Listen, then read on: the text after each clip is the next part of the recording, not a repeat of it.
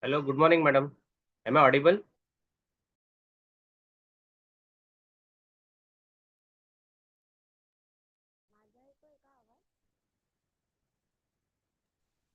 Madam, you are not audible.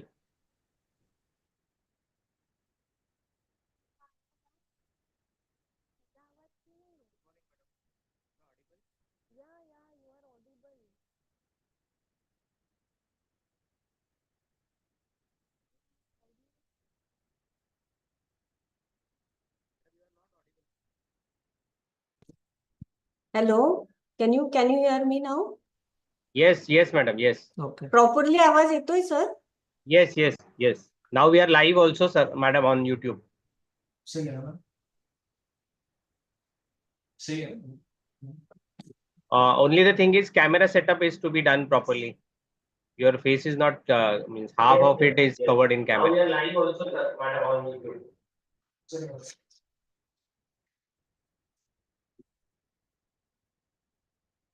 Okay, thanks.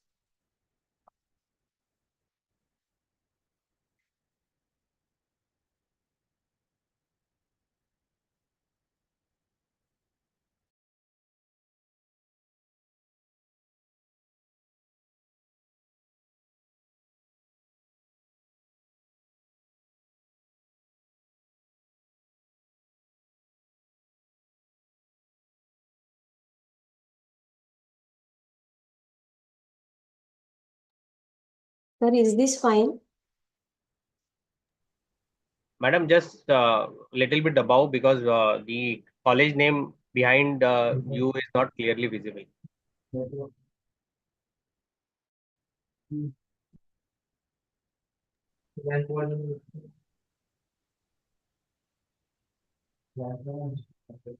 Yes, madam. Now it is perfect.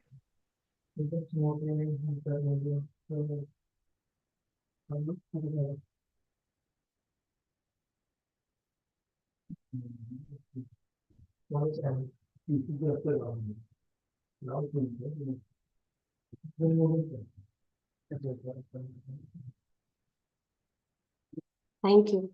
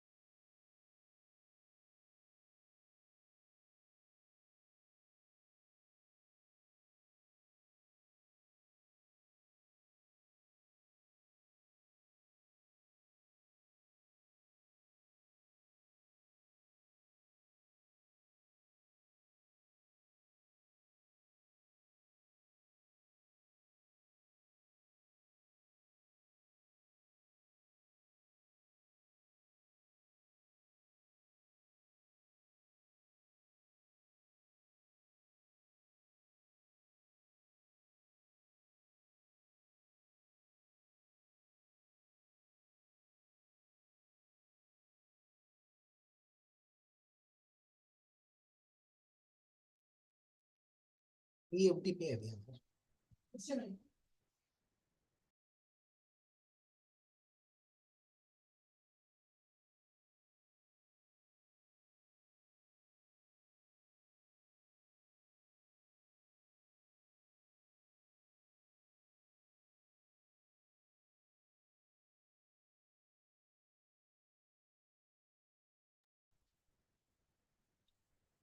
Sir, good morning. Namaskar. Jaikar sir, good morning.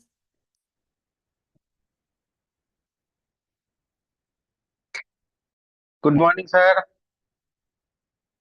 Am I audible, sir? Yes, sir. You are audible. Okay, thank you, sir. Thank you very much. Thank you.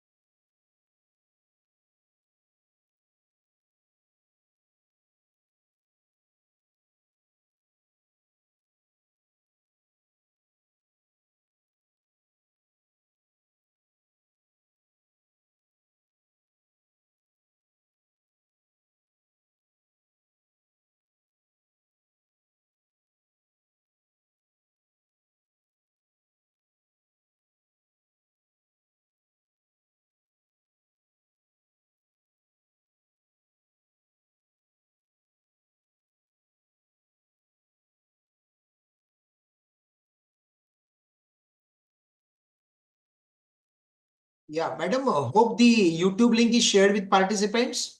Praveen?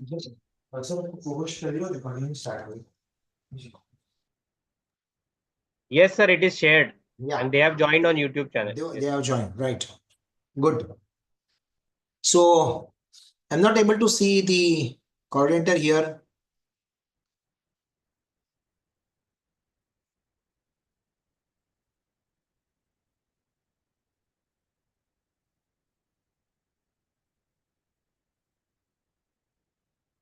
Sir, everything well at your end? Yeah. You are on mute, sir. Yesterday, so I was in Delhi yesterday. Then yesterday night I reached Chennai. Acha. Okay. So now I am in Chennai. Okay, great, great. So Any tomorrow? visit to Mumbai, sir? Any planned visit to Mumbai? No, sir, no, sir. At present, nothing is there. Yeah. Okay. Usually, very rare visit to Mumbai. Acha. Uh, Okay. So Actually, we last time also, after so many years, I came to Mumbai. okay. Now hence, About I mean, next time you come with family, for mm, a Mumbai tour, particularly. de- definitely, sir. Sure. Yeah, We will take you to a good tour of Mumbai city. Now it is very. very drastically changed now. Very beautiful Mm. city. Right. So yeah, Madam, Dr. Gide, Madam, if things are well in place, let us start. Our chief guest is also there.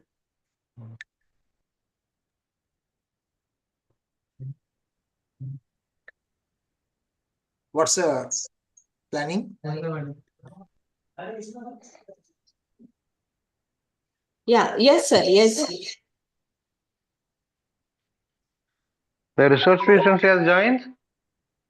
I'm just waiting for the resource person. Yeah. Dr. Harish, whether resource person has joined? Dr. Devi, Madam is the first resource Yeah, person. she's the Still, first person. So ask Dr. Harish to call her and ask her to join, na? Because 10:15 we are starting.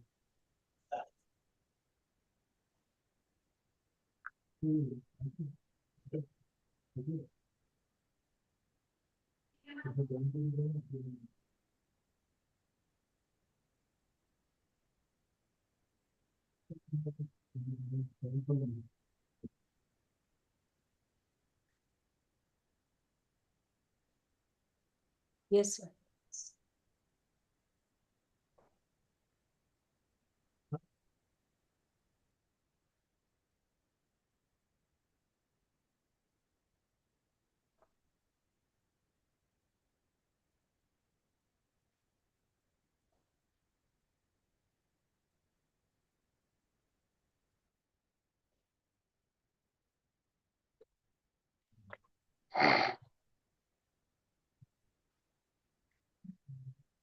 Sir, can we begin with inauguration then? Yeah, I think we should start. Sir is already there. Yes. Dr. Harish, are you able to hear me?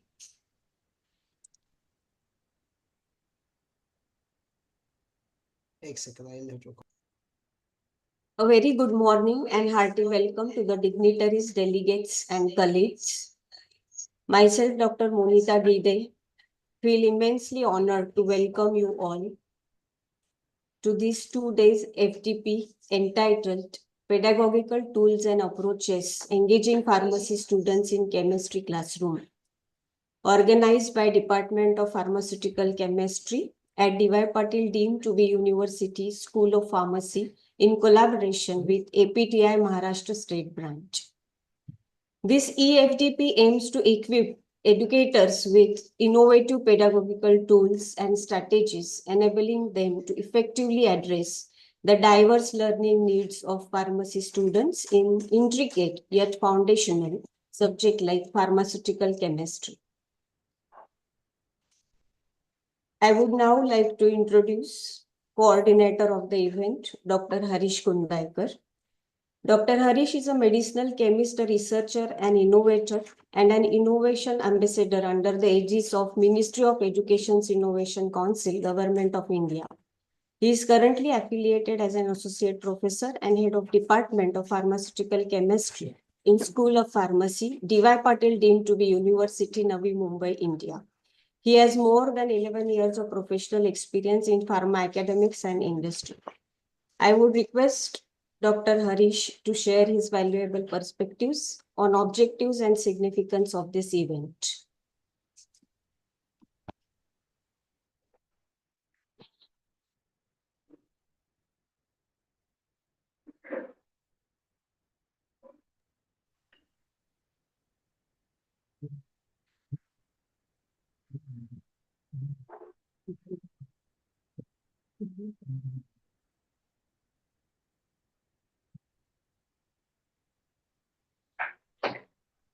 Good morning, everyone. Thank you, Dr. Monita, for the introduction. I, Dr. Harish Kundaikar, Associate Professor, Innovation Ambassador, and Head of the Department of Pharmaceutical Chemistry of D.Y. Patil deemed to be University School of Pharmacy, Navi Mumbai, take this opportunity to welcome our chief guest of the inauguration ceremony of this e-FDP, Professor Jaikar, our principal, APTI MS President and the convener of this e-FDP, Professor Dr. Rakesh Somani, all the dear and respected speakers and registered delegates, all of my department members of the Department of Pharmaceutical Chemistry, and all colleagues from our School of Pharmacy to this e-FDP. This e-FDP, based on the theme Pedagogical Tools and Approaches, Engaging Pharmacy Students in Chemistry Classroom, will be conducted over the next 2 days, that is 13th and 14th of February 2025, over Zoom meetings platform, and relate to all the delegates over Zoom YouTube video sharing platform. We, the teachers, are called academicians, and we are called so because our primary duty is teaching. Teaching the concepts in a simple, interesting, intuitive way, using different pedagogical approaches and tools such that the students understand the concepts, think and create new applications based on our understandings, based on our outstanding teachings. We, the teachers, are supposed to be ethical, enthusiastic, energetic, equitable, and excellent while at the task of teaching and shaping our future generations. We live in an era where everyone talks of excellence in research and not many talk about excellence in teaching. In fact, in our MPharm and PhD days, we get trained on to how to pursue research, but how about teaching? No one teaches us how to teach, right? So how do we learn the teaching the right way? We learn teaching looking at our school and college teachers whom we admire as good teachers, right? The same thing we'll be doing over these 2 days. We'll be hearing and learning from our senior teachers in our field, namely in the order of the talks, Dr. Devi, Dr. Gabe, Dr. M.R. Yadav, Dr. Sheikh, Dr. Matthews, Dr. Bungade, Dr. Algar Sami, all of whom are professors who need no introduction in our teaching field, and they're going to share their innovative pedagogical tools along with their own experiences to teach to all of us, how to teach. They are going to let us know from their experiences. So once again, I welcome you all, and let's enjoy the learnings over the next 2 days. Thank you so much.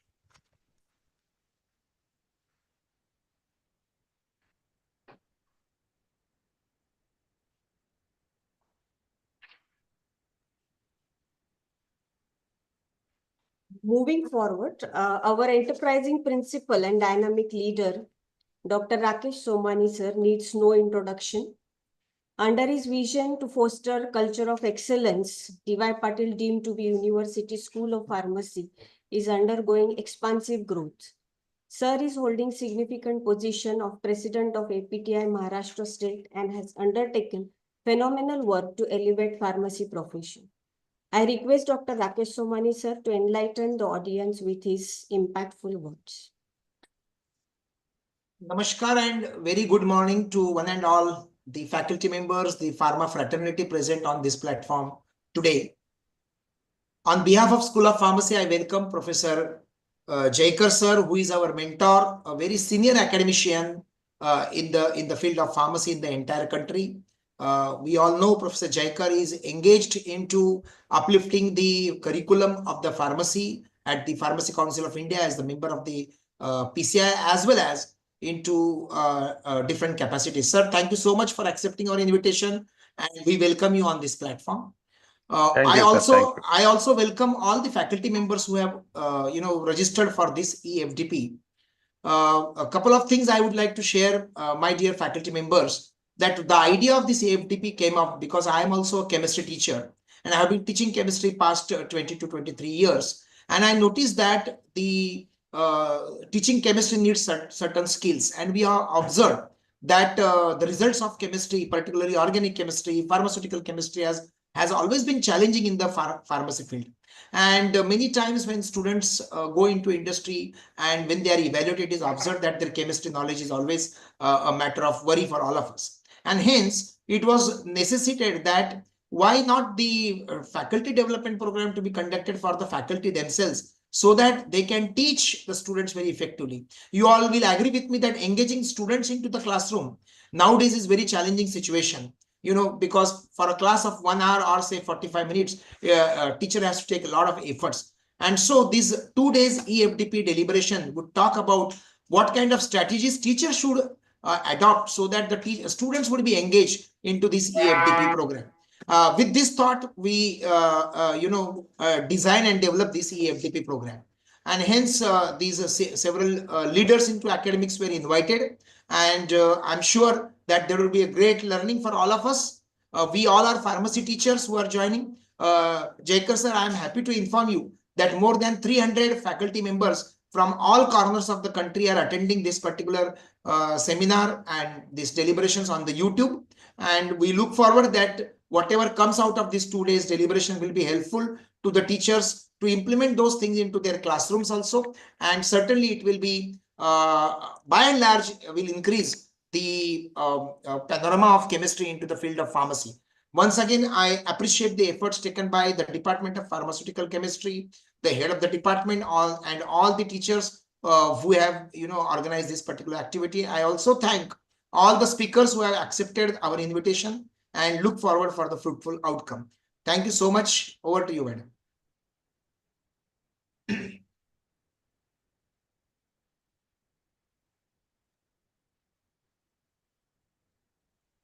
Yeah, Thank Dr. you, sir, Monita. for your meaningful words. Yeah. To inaugurate such a magnificent event, we have invited equally distinguished personality, Professor Dr. B. Jaikar, chief guest to inaugurate the event. Sir is occupying prestigious position as Director of Clinical Trials at Vinayaka Missions Research Foundation.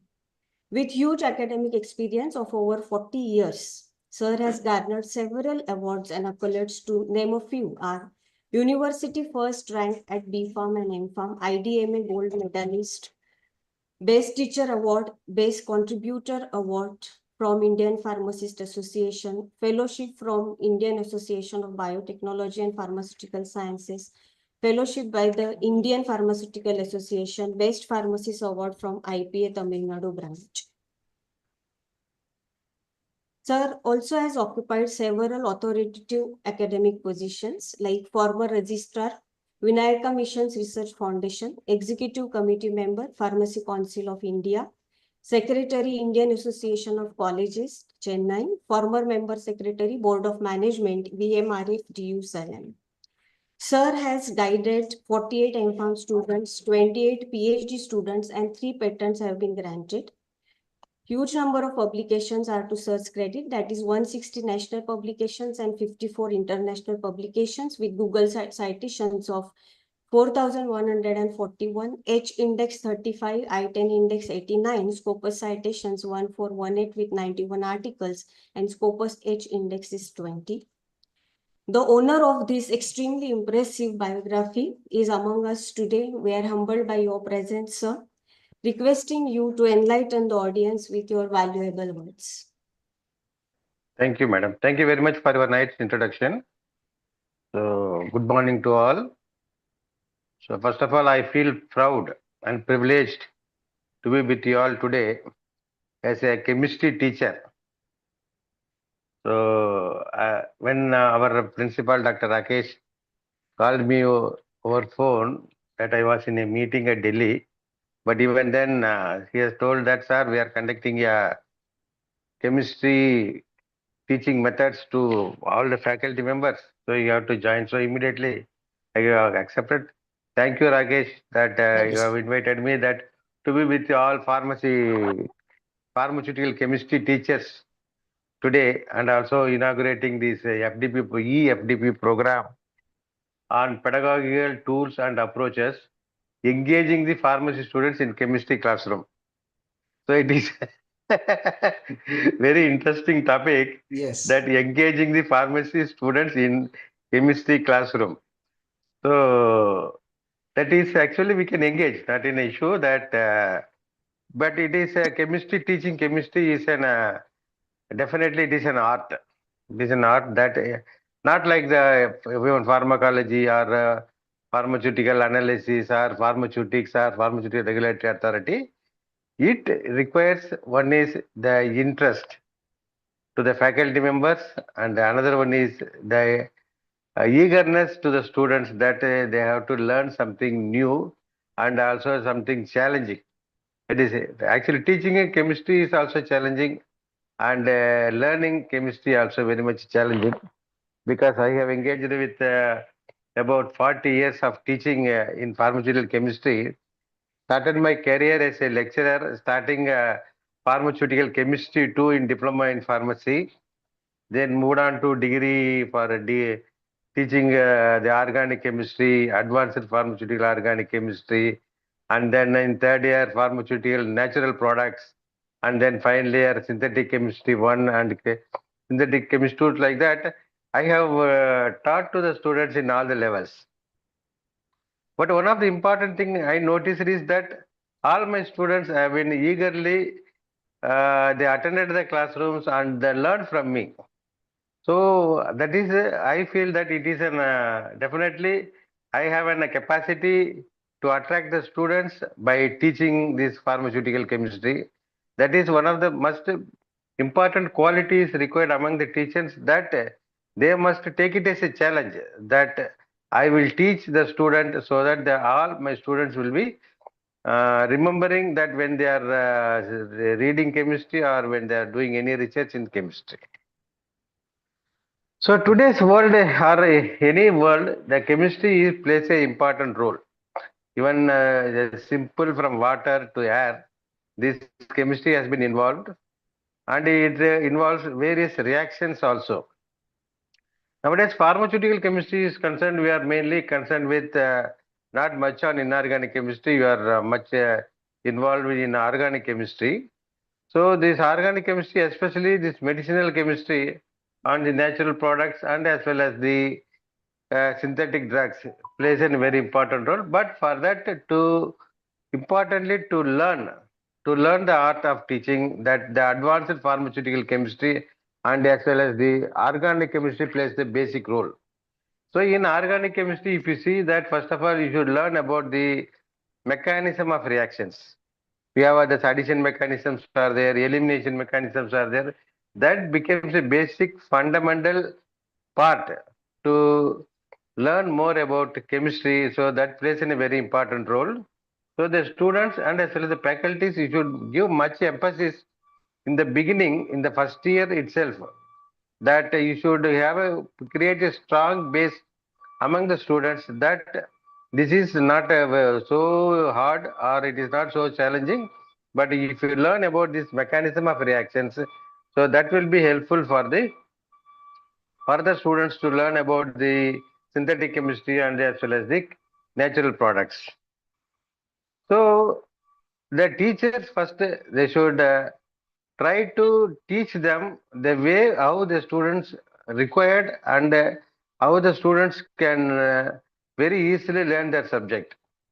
Nowadays, for we are what we are doing is, as technology has advanced, we are teaching them subjects in the by using LCD and PowerPoints, and we are showing many, about 30-40 slides, and then we are completing our subject. But that is will not fulfill the students' learning by only teaching by using the PowerPoint presentations.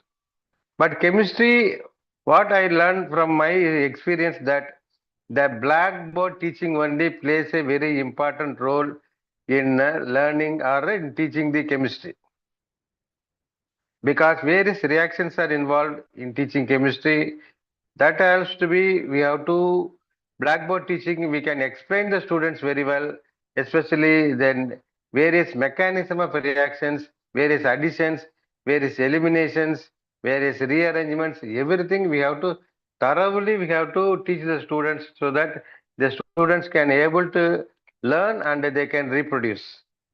Today, nowadays, no, even then the Pharmacy Council of India and as well as the pharmacy teachers are playing very important role to develop this interest among the pharmacy students.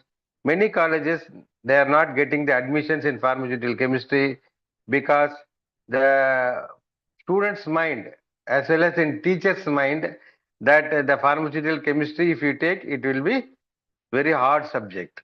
It is an hard subject. If you take MPharm pharmaceutical chemistry, it will be difficult, very, very difficult. So it will not be in a hot cake like pharmaceutics and pharmaceutical regulatory authorities read and write and learn something you can get through in other subject, but it will be very difficult for pharmaceutical chemistry. As per my own knowledge, as per my own experience, so I had got admission in Nagpur University. I did my M Pharmacy in Nagpur University, so I am much connected with Maharashtra also. I have many friends are there in Maharashtra. So when I landed into Nagpur University, my seniors were doing their post graduation there. So they have highlighted me also that Jaker, don't take pharmaceutical chemistry. If you take either pharmacology or pharmaceutical analysis, the pharmaceutical is very tough. So you opt for pharmaceutical analysis. So because it will be very easy that the content also, the syllabus also a minimum so that you can get through and you can easily you can get the for post graduation. But I was very much interested. Even then, my seniors told that no, sir, you are interested in chemistry, but you take analysis and do. So that is also one of this one that even in that now, not now. I am talking about even 1985 that the chemistry people are thought that the chemistry is very much challenging. But after joining the department, after started studying pharmaceutical analysis, then I thought that in Nagpur University, I felt that in Nagpur University, there is a very strong, eminent teachers were there. Dr. Parashar, Dr. Bhagwant, Dr. Kasture, Dr. Vadotkar, Dr. Tajne, they are all were my teachers and the mentors. So they have very strong knowledge in personally that I thought that I missed an opportunity to study with them this pharmaceutical chemistry. So today also there is a various stalwarts are there to speak on this chemistry, pedagogical tools and approaches to effectively teaching this pharmaceutical chemistry to the students. So the speakers, Dr. Alagar Sami, he is a very eminent a person, good knowledge. He has written many books also on pharmaceutical chemistry, especially on natural products and synthetic chemistry. He has written the book, and it is a very simple, very easily you can read and you can learn about pharmaceutical chemistry. And one of my student also is there today as a speaker, that Dr. Bijo Matthew. Bijo Matthew is a student of mine. So he learned chemistry from through me, and now today he is an internationally reputed chemistry person and doing much research and doing lot of publications, and he's also applied many patents in pharmaceutical chemistry. So I feel proud that one of my student is an eminent chemistry person and speaking on chemistry in various platforms. And also many of my seniors also there. One of the senior person is there, Dr. Valliyappan from Tamil Nadu. So he is a very much expert in chiral chemistry. He has created a website also in chiral chemistry, and he is posting various his teachings in his website. So the faculty members can utilize and his knowledge also to learn more about chiral chemistry. Among more than this, Dr. Gabe sir. Gabe sir is my mentor, senior to me, and also Bongade sir, Sri Devi sir, Sri Devi madam, and all the eminent chemistry people are here today. So I am very happy inaugurating today this e-FDP program. with these eminent speakers, so that the faculty members has got a good platform. Our APT president has arranged this platform that to provide more knowledge on these pedagogical methods in teaching chemistry. I request all the faculty members, those who are teaching chemistry, you learn the latest developments in pharmaceutical chemistry and also the latest methods how to teach. But whatever be the methods is there, I strongly recommend you please go to blackboard teaching. When you do the blackboard teaching only, the students can able to how, how to the reactions are taking place, how the eliminations are taking place, how the additions are taking place, and the rearrangements are taking place. That's and all. If you explain the students very well through the blackboard teaching, then the students will be attracted through pharmaceutical chemistry. Thereby, our pharma fraternity will involve more on pharmacy research. Now we are doing some research on pharmaceutical developments, but the research on pharmaceutical chemistry is very, very minimal. So all our faculty members, those who are involved in pharmaceutical chemistry, you have to take a strong efforts. Then some strategies that we should make all our pharma students to learn more and more pharmaceutical chemistry, and they should involve in research of developing the new drug molecules, even by using the artificial intelligence, machine learning. So all these tools are there. By using, you can develop many molecules for the betterment of the society. So I once again thank the principal, Dr. Rakesh of D.Y. Patel School of Pharmacy, for giving me an opportunity to be with you all today for inaugurating the e-FDP program. Thank you. Thank you very much. Namaskar. Thank you, sir. It was wonderful to hear from you. I mean, lots of keys you gave us, particularly with reference to going back to the chalk and talk method, what we call as a blackboard method for teaching chemistry. Thank you so much for your valuable guidance and importantly, the eminent presence here. I also acknowledge the presence of Dr. Gabe, who is here already joined, and also our resource person, Dr. Sridevi. Both of you, thank you so much, madam and sir, for joining us in this inaugural program as well. Thank you, sir, once again. Yeah, over to you, madam. Thank you, Dr. Jaikar, sir, for your valuable words and meaningful message. The advice to use chalk and board for teaching chemistry is indeed very valuable, and I am very sure that teachers must be feeling extremely inspired and motivated to do this. It was indeed a treat to hear about significance of chemistry from a learned personality like you. It was very interesting and intriguing address, sir, and has set the right tone for the event. This event is being inaugurated at the auspicious hands of Dr. B. Jaikar, requesting Ashraf to display the slide for inauguration.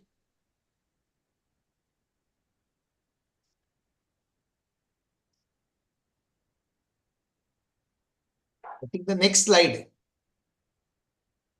not this one.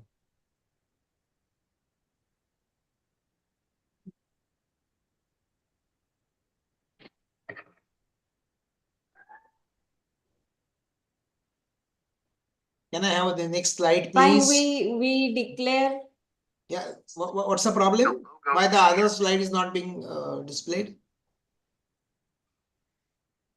We declare the event has been inaugurated. Let us now commence the highly anticipated discourses by our distinguished speakers. The eminent personality we have with us today is Dr. A. Sridevi Madam, who is a distinguished academician and researcher with 27 years of teaching and research. Madam, एक second. This slide of Jaikar sir is being displayed. Let us capture the screenshot of this slide, and then we go to the introduction of the speaker now, Sridevi Madam. Just wait. Yeah, thank you. Go ahead, please.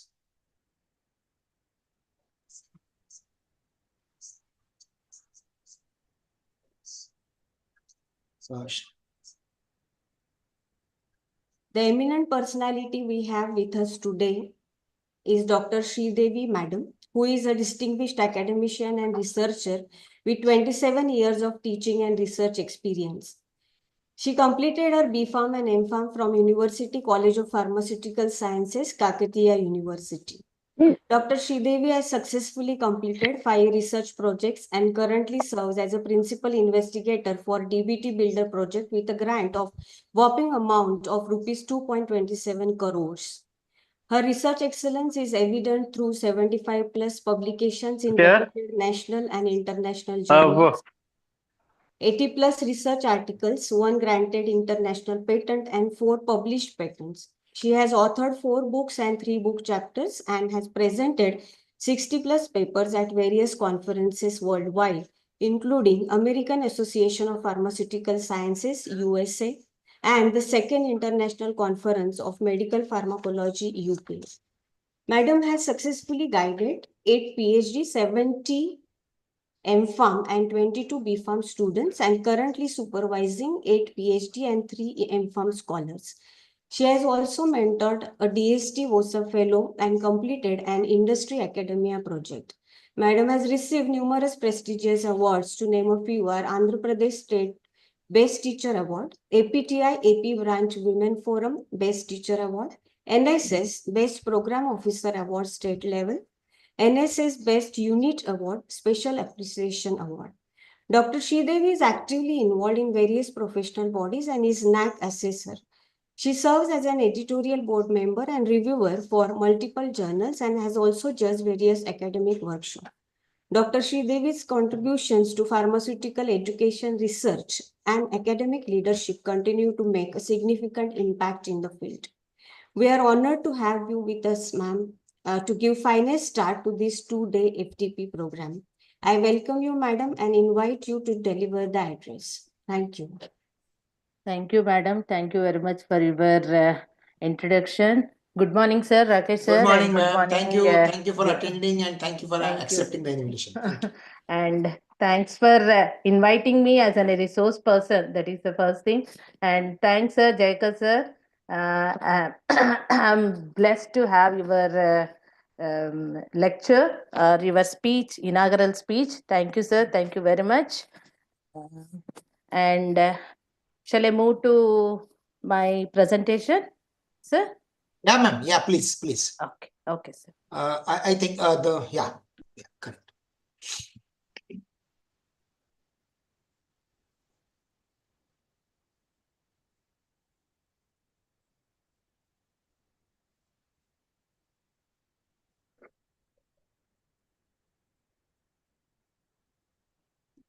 Is it okay, sir? Right. Is it visible? Yes, madam, it is visible. Okay, but it should be in presentation mode, no, sir? Yeah. 1 minute, sir. Dr. Harish, assist her, whatever, if she needs. Yes, sir, sure. Keep responding so that madam is aware that things are being moved. Okay, sir.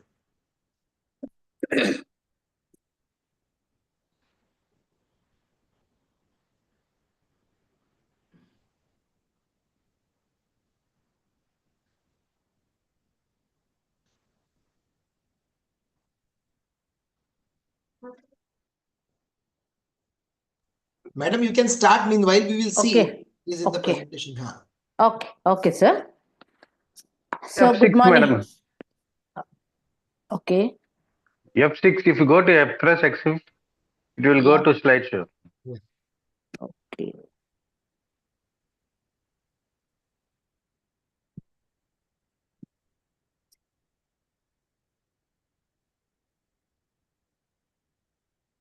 That's not it. 1 minute. You want our help otherwise? I'll do that, sir. 1 minute, sir. 1 minute. I'll do. Ma'am, you can start your presentation in the presentation mode and then share it on Google Zoom. I'm doing that, sir. Same thing I'm doing.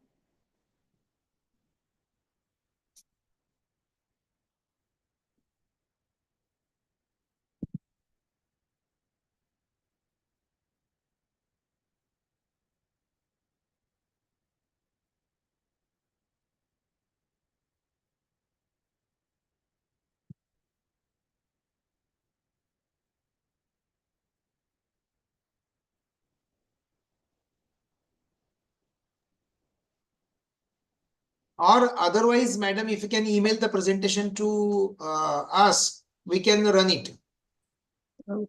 immediately. Okay. If any PG student around you, madam, you can take the help No, also. no, sir. Nobody is there. Okay.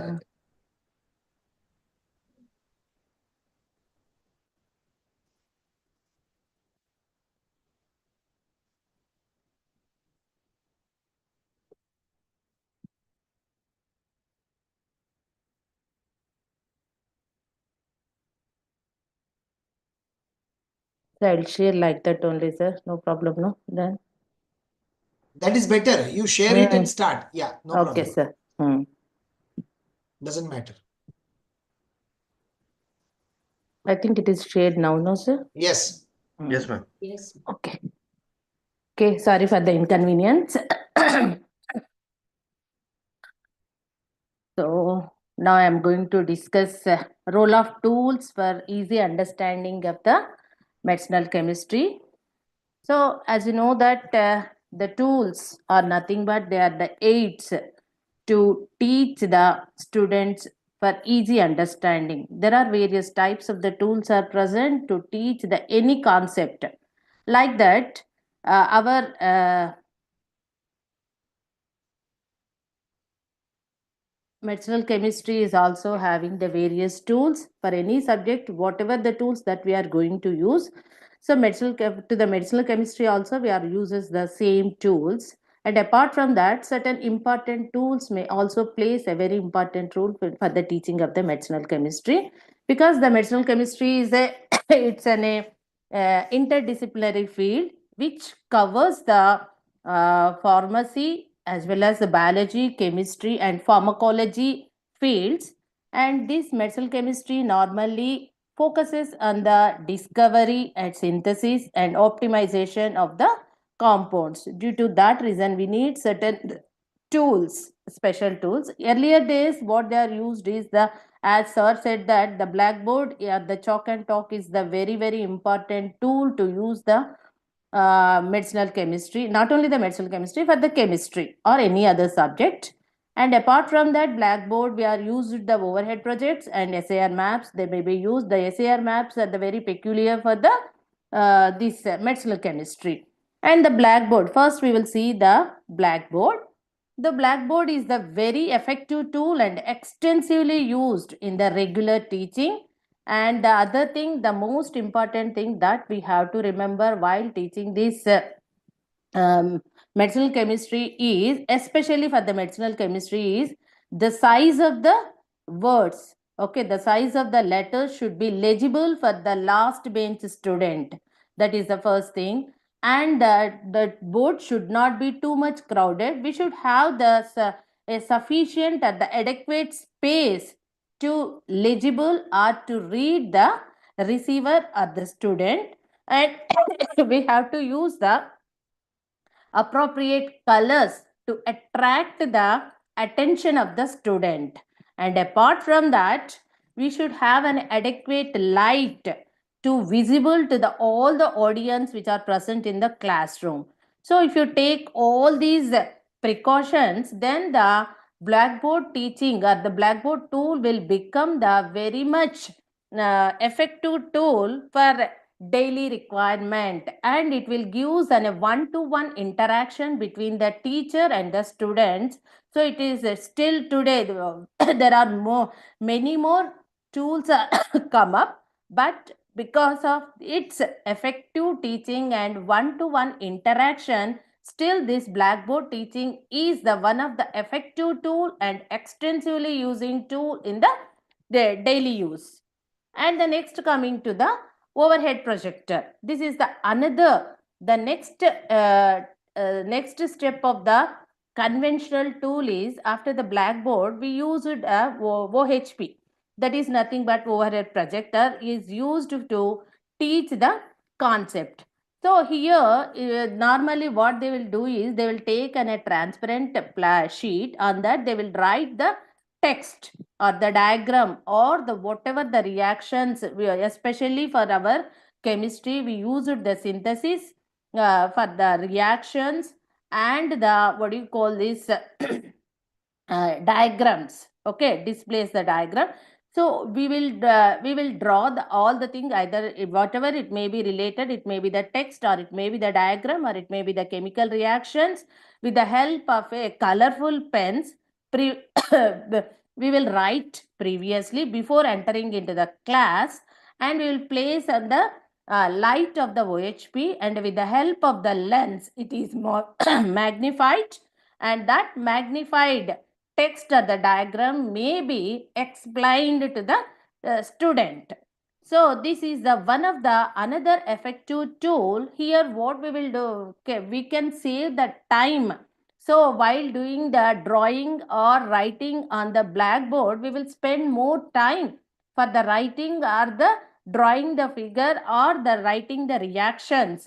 But here we will save the time. We are already written. That written matter we are explaining to the student. That means we are spending more and more time to the student to interact and to explain in depth the reactions or the synthesis and whatever the things, the concept is related thing. So this, although we are nowadays that interactive whiteboards or any other 3D models are come up, but still this OHP is acting as a very effective tool for the teaching the concept in the classrooms. And like blackboard, while using the OHP, we should also take care of certain things. So what are that is? The first thing is sorry. So it should be very clear. So the text should be very clear, legible, and the font size is in between of 16 to 24 font size, which may be visible for the all the students.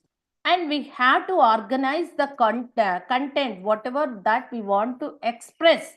The concept, what we have to do is we have to organize systematically, and it should not be overcrowded.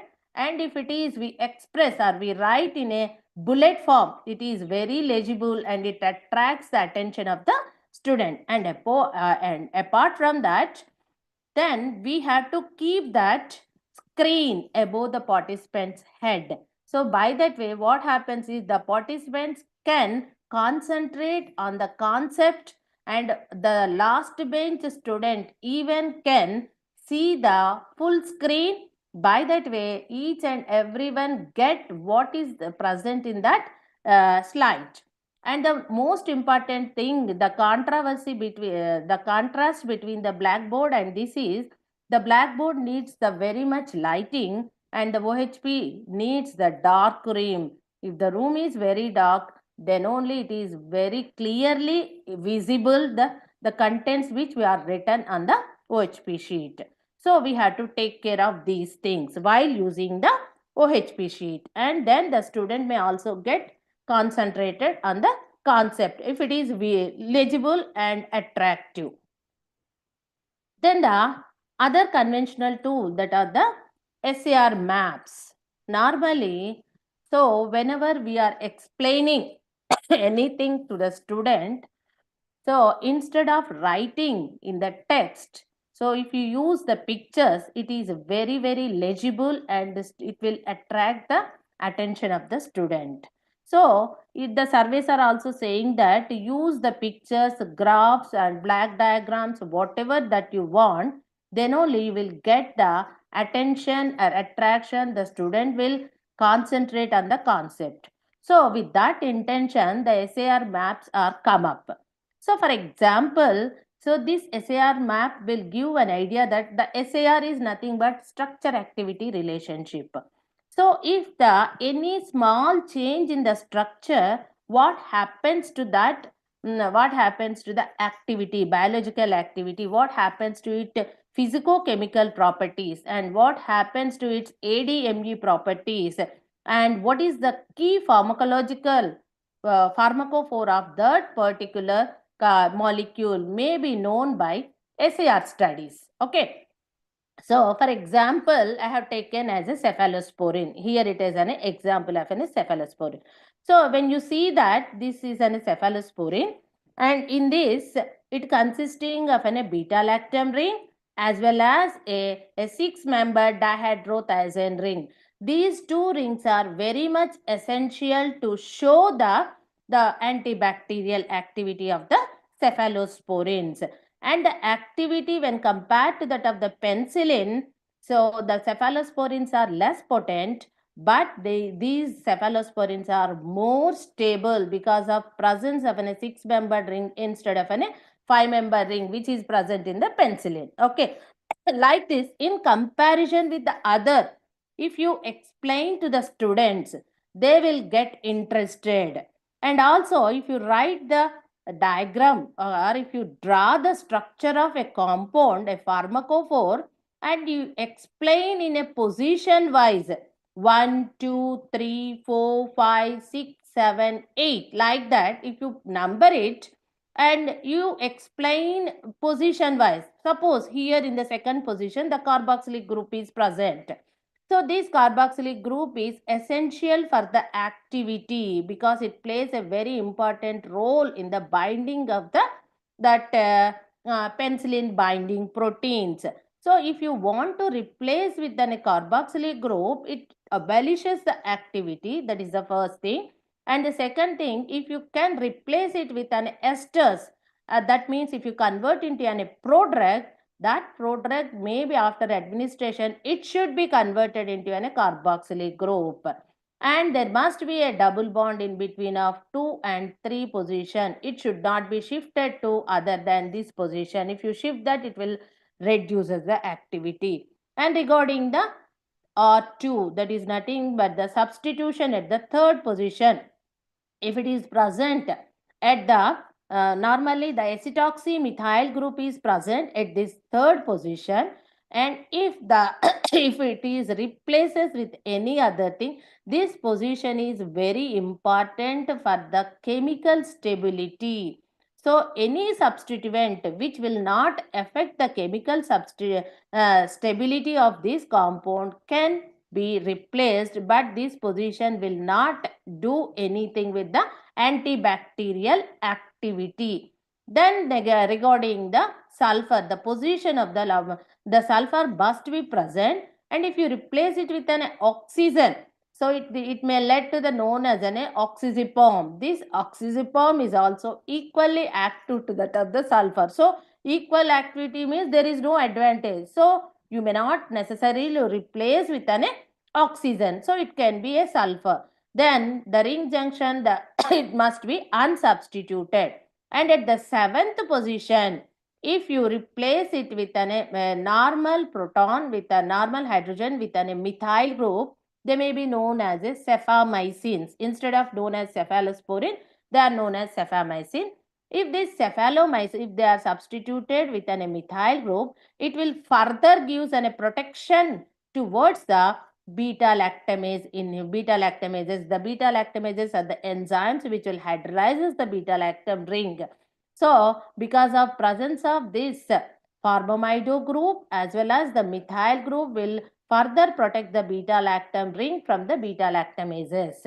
And the other thing is the 7th position, the acyl amino group. You can try this 7th position is a fruitful position for the various substitutions, especially the phenyl groups or substituted phenyl groups or the heterocyclic rings, or you may try with any substituted heterocyclic ring with a substitution on the alpha position.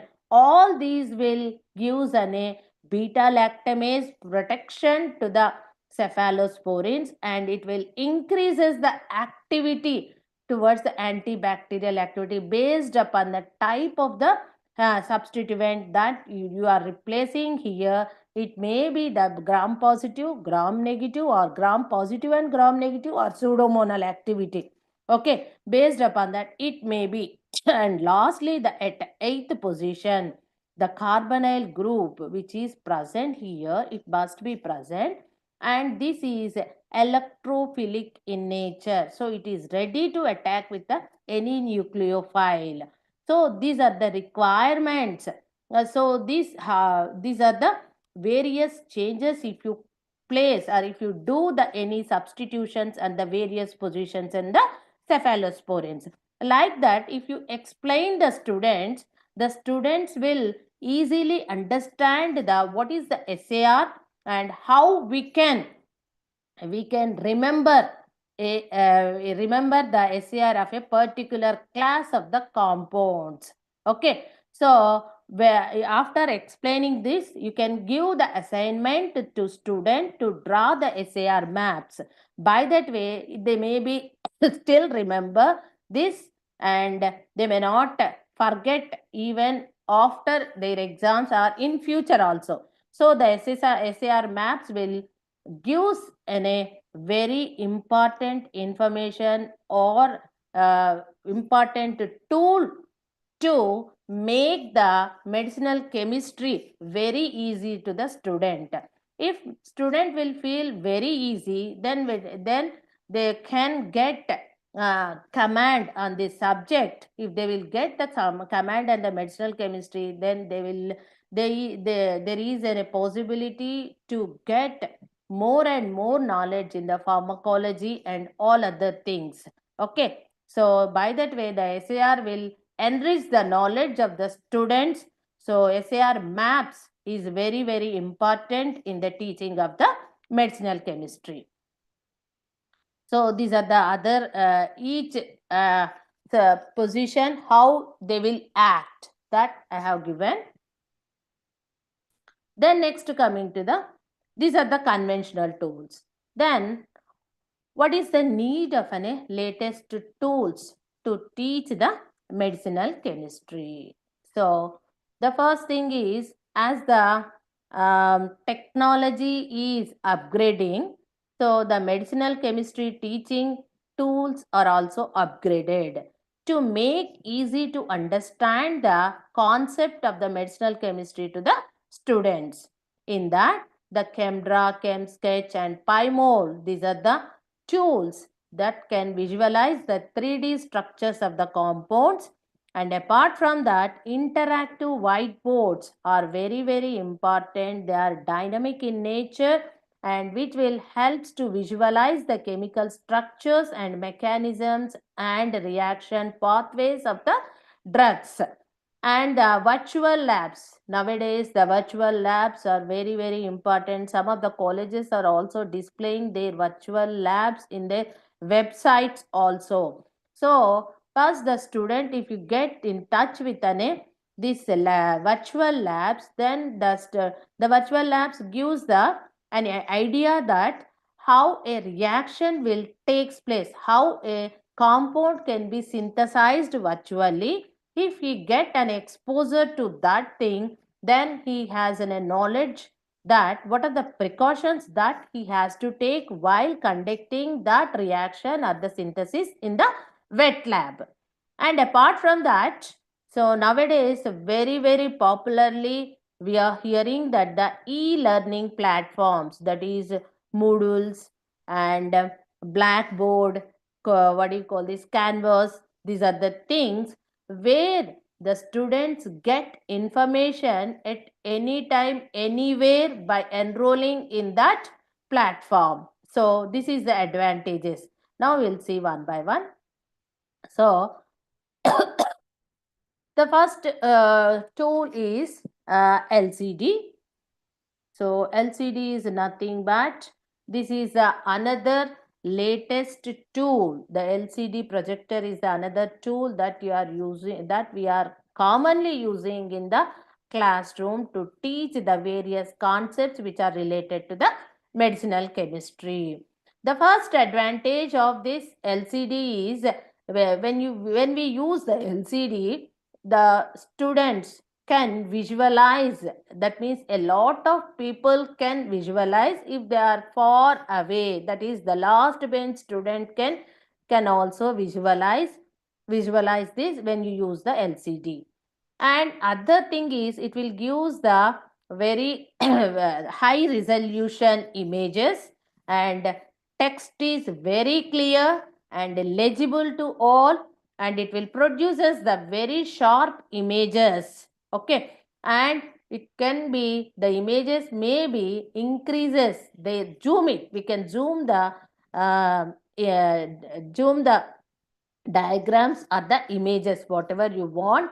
And the other advantage of this LCD is it is low cost when compared to that of the other latest tools.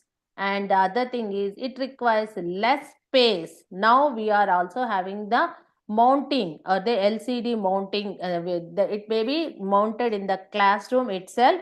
There is no space. They will be attached to the roof, and from that we can visualize the things, whatever the thing. If they are attached to the computer, so then we can see the things whatever we need, okay, whatever we want to explain. So but the disadvantage is it is non-interactive. So that problem may be solved by using the interactive whiteboards. Okay. Here in the interactive whiteboards, what we will do is it is in a dynamic. We use the screen, okay, the computer screen, a long screen as a canvas. If you want to draw, we can draw. If you want to write, we can write. If you want to present, we can present. So it's a real time. So if you want to modify the things at the during the classroom, so we can modify it. Okay, that may not be possible in the LCD, but in this interactive whiteboard teaching, that is the advantage. So the student or the if the student asks any question regarding the concept, then the teacher can modify according to query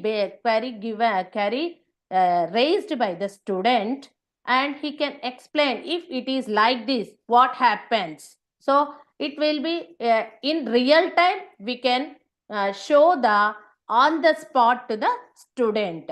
That is the advantage of interactive whiteboards, especially if in the interactive whiteboard, if we integrate with an molecular modeling software, then we can study the drug receptor interactions as well as the pharmacokinetics also. And not only for that, this by using the interactive whiteboards, which we can get the spectral analysis at the spot. We can do the spectral analysis also. Okay, so these interactive whiteboards are very active learning forms, and it will give the interaction, more and more interaction between the student and the teacher. So it is very advantageous to make involvement, to activate the students from time to time by using the interactive whiteboards. Then other 3D visual softwares that we may use the ChemDraws and ChemBioOffice. These can be used to draw the structures, 3D structures of the compounds. And PyMold, as you know, that it is used for the molecular visualization. And Autodoc is one of the online software, free online software, which may be used for the molecular docking and visual screening. And NEEM may be used for QSAR studies, and the pharmacodynamic simulations are also done by the using the free online softwares. These will gives an in-depth idea to the students. So how a structure can be drawn and how the various atoms are spaced in the space, that is the 3D, three-dimensional configuration, how they may be present in that, and how they are going to bind with the receptor to elicit the pharmacological action. So these can be known by using these visual tools.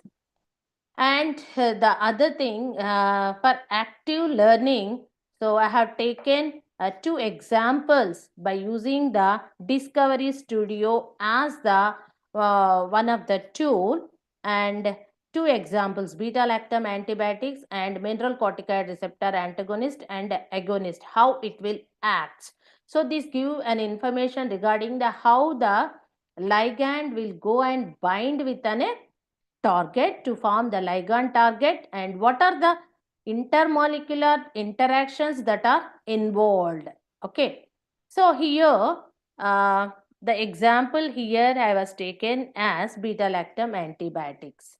In this, actually the beta-lactam antibiotics or the antibiotics which are under which the penicillins, cephalosporins will come. Okay, so here the mechanism of action of beta-lactam antibiotic to act on antibacterial agents, or they will inhibit the cell wall synthesis. Okay, they inhibit the cell wall synthesis.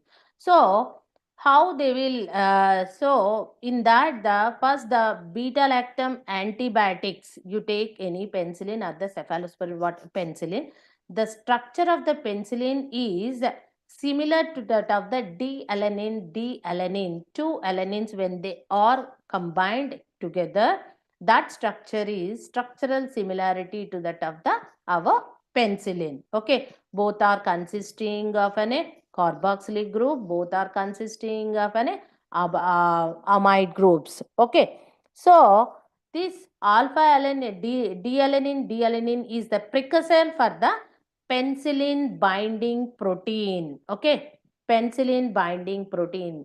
So this penicillin binding protein active site is serine. Okay, where our D-alanine will go and bind, and it will be acylates. Okay, the D-alanine acyl enzyme complex will be formed. That acyl complex will go and bind with the peptidoglycan to form a dipeptidoglycans. So these dipeptidoglycans are the integral part of the cell wall, which are required for to maintain the rigidity of the cell wall. Okay, so for the synthesis of this dipeptidoglycans, we need the penicillin binding protein with an active site of serine. So then what happens? And our serine, the D-alanine and our penicillin, both are having the similarities in their structure. So if instead of D-alanine, if our penicillin, here it is a structure of an cloxacillin, this is the structure of an cloxacillin. If cloxacillin go and bind, then what happens? So actually this is the beta-lactam ring of the penicillin. This is highly strained and this is electrophilic in nature. This is electrophilic in nature. So then what happens? It is strained. So whenever it the beta-lactam ring will be come together with an hydroxy group of the serine. So it will causes a nucleophilic attack here, and beta-lactam ring is relieved from the strain and the ring is opened. You just see, ring is open. So naturally, in the absence of this cloxacillin or the any penicillin, the serine will go and bind with our D-alanine, and it may lead to the formation of dipeptidoglycan, and the cell wall is synthesized. But in the presence of our penicillin, instead of a D-alanine, so our penicillin will go and bind with this. So there is no acylation. So there is no formation of a dipeptidoglycan, and there is no synthesis of the dipeptidoglycan, and there is no synthesis of the cell wall. If there is no synthesis of a cell wall, so what happens? Synthesis, there is no rigidity, because the presence of a dipeptidoglycan, the rigidity will be occur. So there is no rigidity. Then what happens? All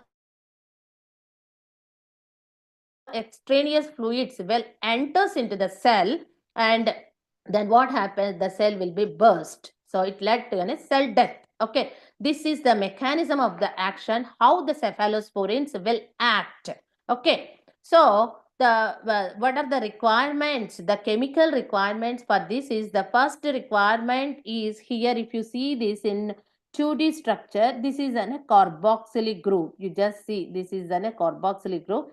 This carboxylic group will bind. You just see here, the carboxylic group will go and bind the this carboxylic group will binds the this carboxylic group will go and bind to the arginine of the penicillin binding protein with an electrostatic interactions. With these interactions, what happens is this will aligns the beta lactam ring to expose to the serine. It will be exposed to the serine. Okay.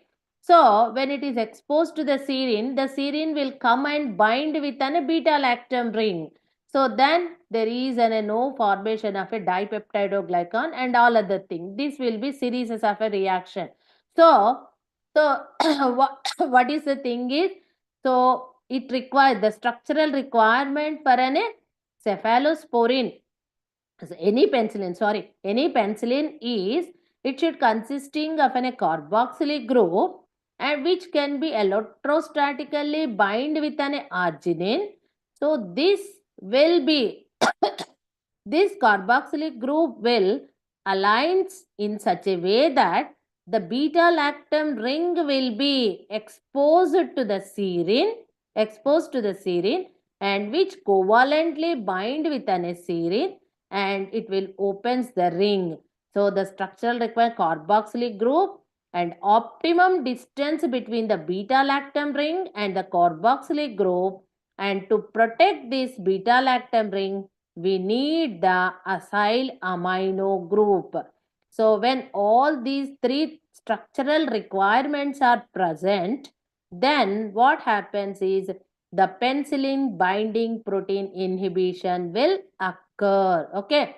So by that way, if we explain by drawing the structure or by showing it in a what do you call this software tools, by using the software tools, it is very easy to understand the student how a penicillin will inhibit the cell wall synthesis. Okay.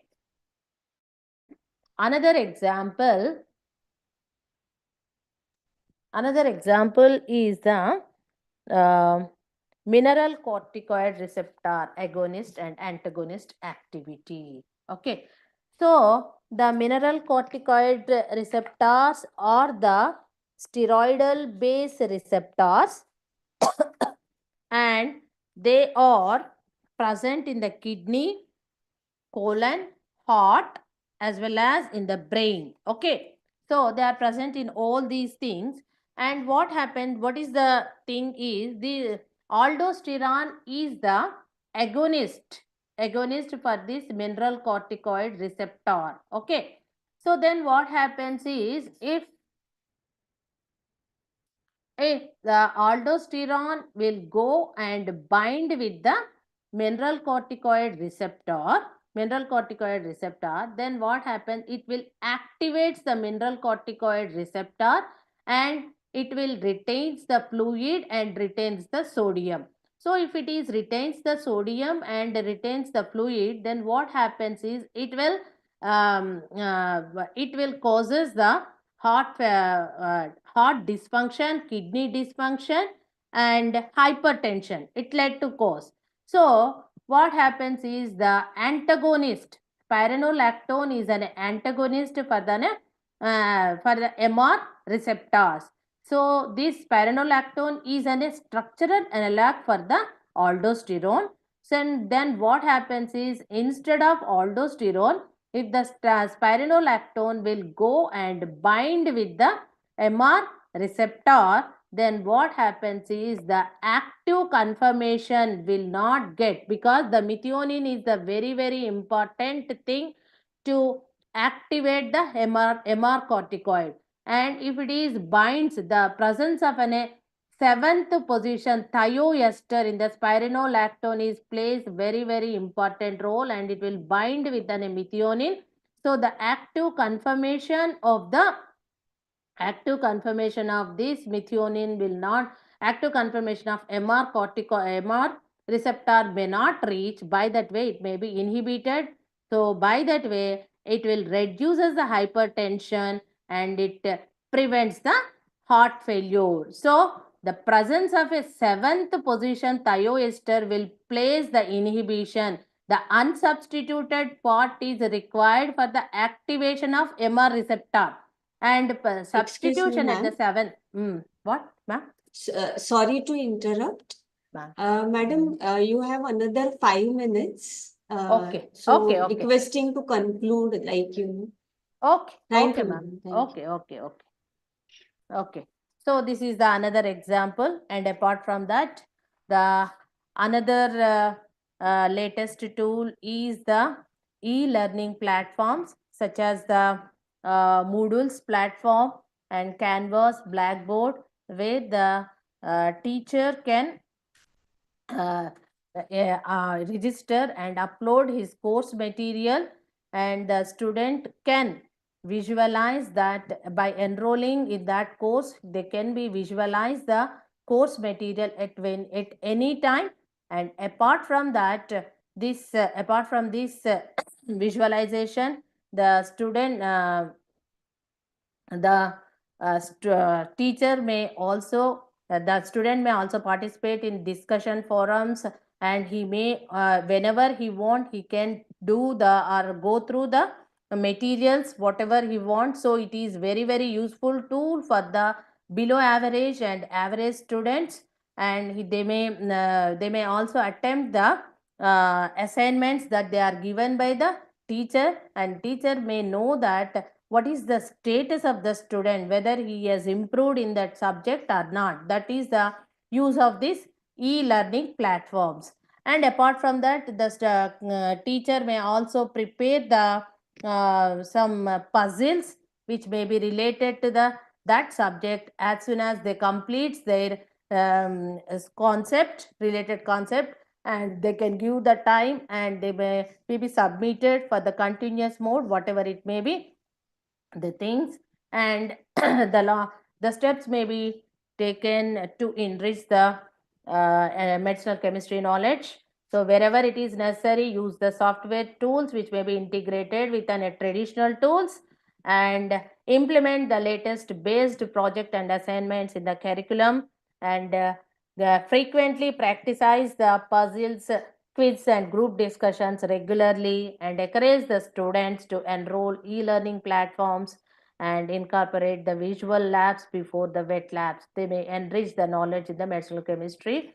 And if you implement all these things, what are the expected outcomes? The integrating the software tools and the digital platforms in the medicinal chemistry curriculum significantly enhance the learning outcomes of the students, and by incorporating the virtual labs, quizzes and tools, group discussions, it will also improve the learning environment of the students, which may improve their drug discovery power. Hence, the students will not only learn the core concepts, but they may also acquire the computational and laboratory skills when you integrate the traditional tools with the latest tools, and which may be very much needed for the research in the modern pharmaceutics. Okay, and these are the references, and thank you for your patience and giving this opportunity to share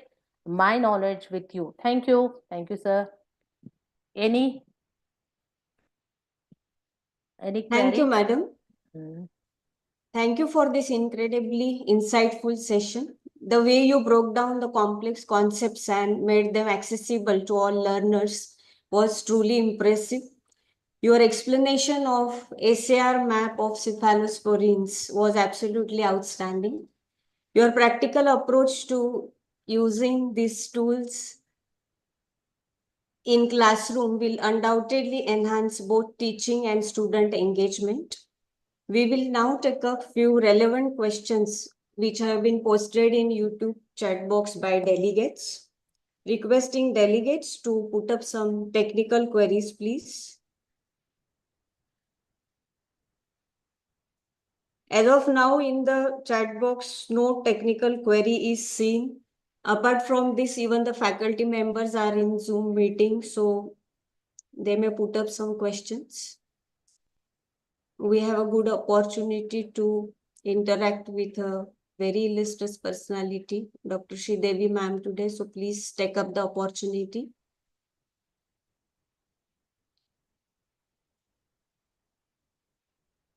So I think, ma'am, it was very self-explanatory. Two things, either understood or not understood. Absolutely, absolutely, ma'am. Like, Okay. if such teachers are there, then chemistry will not remain a challenging subject anymore. Thank you. Yeah, so as a token of our respect and gratitude, we present you the certificate for being the resource person for the event. Please display the certificate.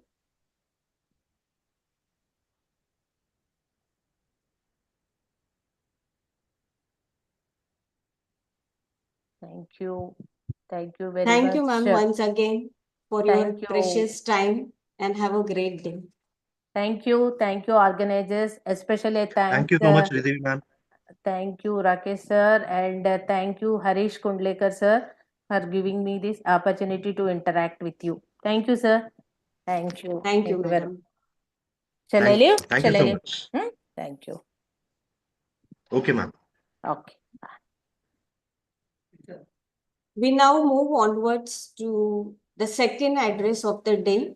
We are fortunate to have with us today distinguished academician Dr. S.Y. Gabe. Dr. Gabe is currently occupying a prestigious position as a professor of pharmaceutical chemistry at Pune College of Pharmacy, Bharati Vidyapit University, Pune.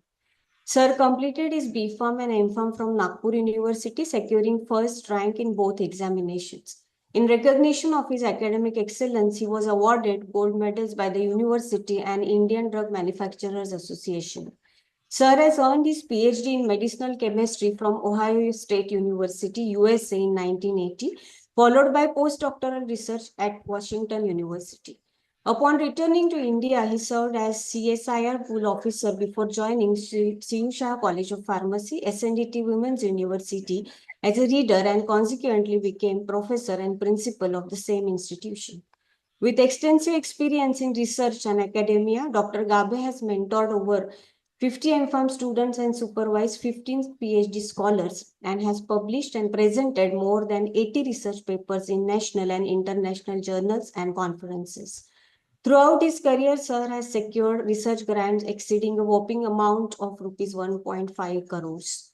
Dr. Gabe has received several prestigious accolades, including Best Teacher Award and Best Paper Award at an international conference on medicinal chemistry.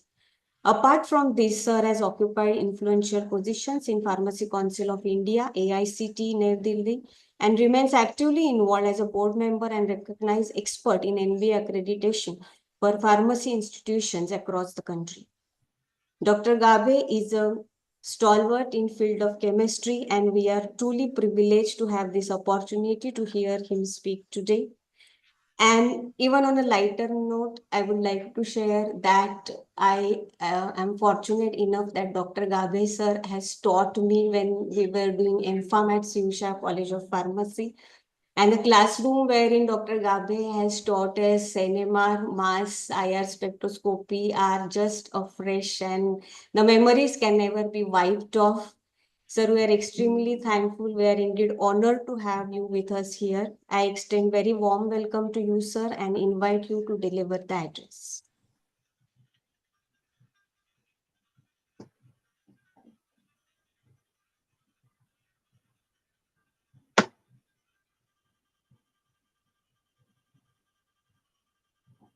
Can I share the screen?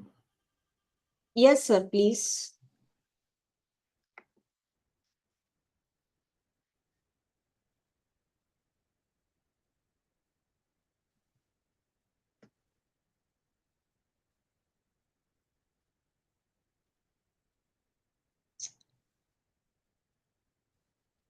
Yes, sir.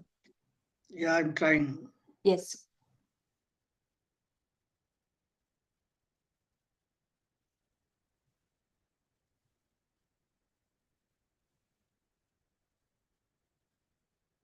Is it visible? Not yet visible. No, sir. Because I am seeing that. So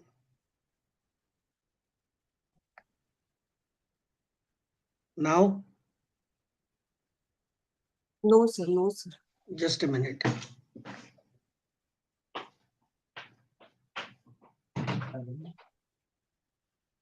No, sir. No. That share screen thing, sir, not yet visible, sir. I'm not able to get the video on also. I don't know. Just a minute. बरोबर हे visible नाही येतात ना हे video पण on करून दे मी शेअरच नाही केलंय बाबा म्हणून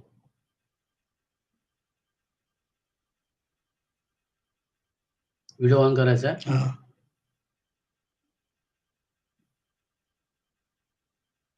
बस sir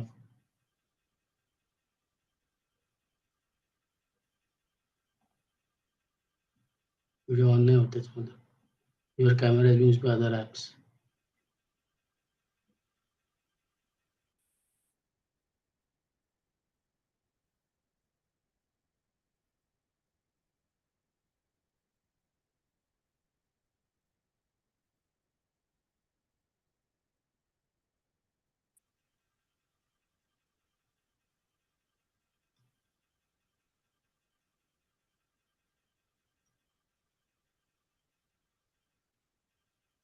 should be visible now. Check with them.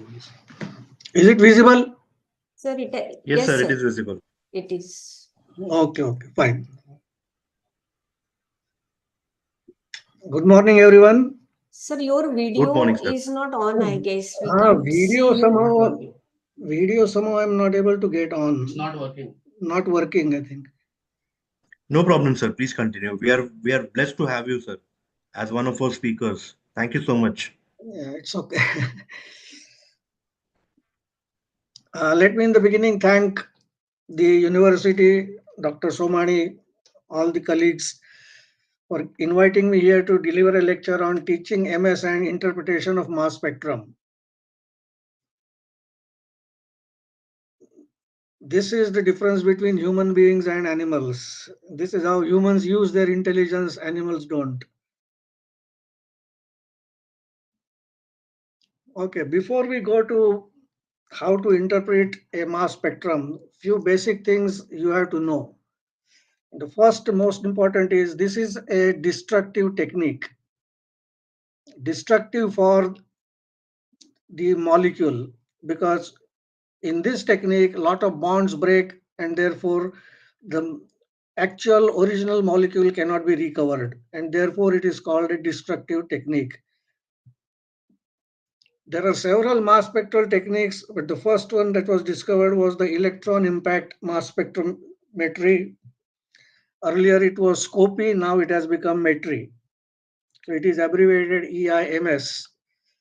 And here a molecule that is under investigation or analysis is bombarded with a beam of electrons of known energy. Usually it is 70 electron volts. Now what happens when the electron beam interacts with the sample?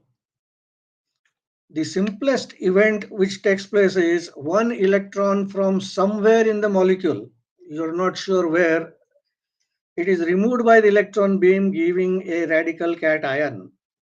It's a really horrible term to call it radical cation, but that is how it is recognized and used. Now this radical cation, if you are able to detect it, it will directly give you the molecular weight of the compound. And therefore it is very appropriately given the name molecular ion, the ion which gives the molecular weight. Now if there are heteroatoms present in the structure, you can put the radical cation sign on the heteroatom because they are better able to stabilize that.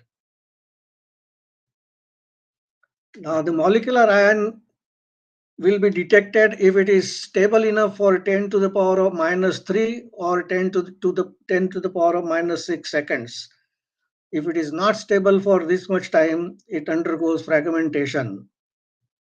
And therefore, in most of the cases in EIMS, we are discussing primarily EIMS technique here. Others are not much different, minor modifications, but basically it is a modification of EIMS. The molecular ion, if it is not stable enough for the stated period, that is 10 to the power of -3 or 10 to the power of -6 seconds, it undergoes fragmentation in two ways. One is there is a simple single bond cleavage. Remember, a double bond will not break, only single bonds will break. So your C double bond O will not break, only C single bond O will break. And that gives rise to a radical and a cation. The second option is it undergoes rearrangement to give a new radical cation and a small neutral fragment. Neutral means charge wise, not the group wise. So this is how you can show this. The molecular ion has two options. Simple bond cleavage will give you A radical and B cation. And these will lose a proton to give you alkene. Again, alkene will have the same options. It will lose a electron to give you a new radical cation. And again, that has the same two options available as the molecular ion. Or the second option is the molecular ion will undergo rearrangement to give you a small neutral molecule D and a new radical cation C. Again, this will undergo the same process, and this process keeps on going until you are left with 2 or 3 carbon fragments. That is to say, it goes on till C2, C3 fragments. Now, when there are number of peaks in the mass spectrum, they don't have the same intensity. Usually, you have 1 or 2 or maybe at times 3 most intense peaks. And the most intense peak is called as base peak or parent peak. And it is arbitrarily assigned a value of 100%. The peak intensities of all other peaks are reported as percentage of the parent peak. Now, why all peaks are not same intensity? That is because peak intensity depends on stability of the ion fragments, basically stability of carbonium ions. Now, how do you know that a molecular ion peak is detected or not? Because you cannot say the last peak will be the molecular ion because that is the molecular weight highest mass. But in addition to that, you also get peaks which are called M+1 and M+2 peaks. And the intensity of these peaks depend on the percentage of natural higher isotopes of the atoms. Most noticeable or prominent ones are the halogens, chlorine and bromine. Now, the peak intensity of natural higher isotope of chlorine, which is C37, is 1/3 of the natural isotope peak, which is Cl35. For bromine, the natural or the atomic weight of bromine is 79. Many people don't know that. But a higher isotope of bromine is 81. And therefore, the two peaks, the natural isotope and the higher isotope peaks, are of equal intensity, almost equal intensity, because Cl37 is 33% of the Cl35 and Br81 is 98.8% of Br79. And that is how you add 7189, the molecular weight of bromine comes to 160. The atomic weight is not 160 divided by 2, it is 79 plus 81. There are several mass spectral techniques. Some are listed here: chemical ionization, field desorption, MALDI, ESI, APCI, APPI. Now, let us turn a little bit our attention to derivatization in mass spectrometry. The purpose of derivatization mass spectrometry is the same as in GC. That is to increase the volatility of the sample. Now, there are several derivatives which were prepared to increase the volatility. The first generation were the low molecular weight esters and amides, because by doing so you destroy the hydrogen bonding, which is responsible primarily for more or the higher boiling points or less volatility. Then the second generation derivatives are the so-called trifluoroacetates and trifluoroamides, because if you have fluorine in the molecule, the volatility increases tremendously. But even better than fluorine, the third and the latest ones are the so-called TMS ethers and TMS amines. Your trimethylsilyl ethers and trimethylsilyl amines. This is what is a TMS ether looks like. It is called ether because instead of carbon you have silicon, so it is called silicon ether. Now one of these CH3 groups, the silicon carbon bond breaks and gives a positive charge on silicon. And this is an electropositive element, and therefore it accommodates positive charge very nicely.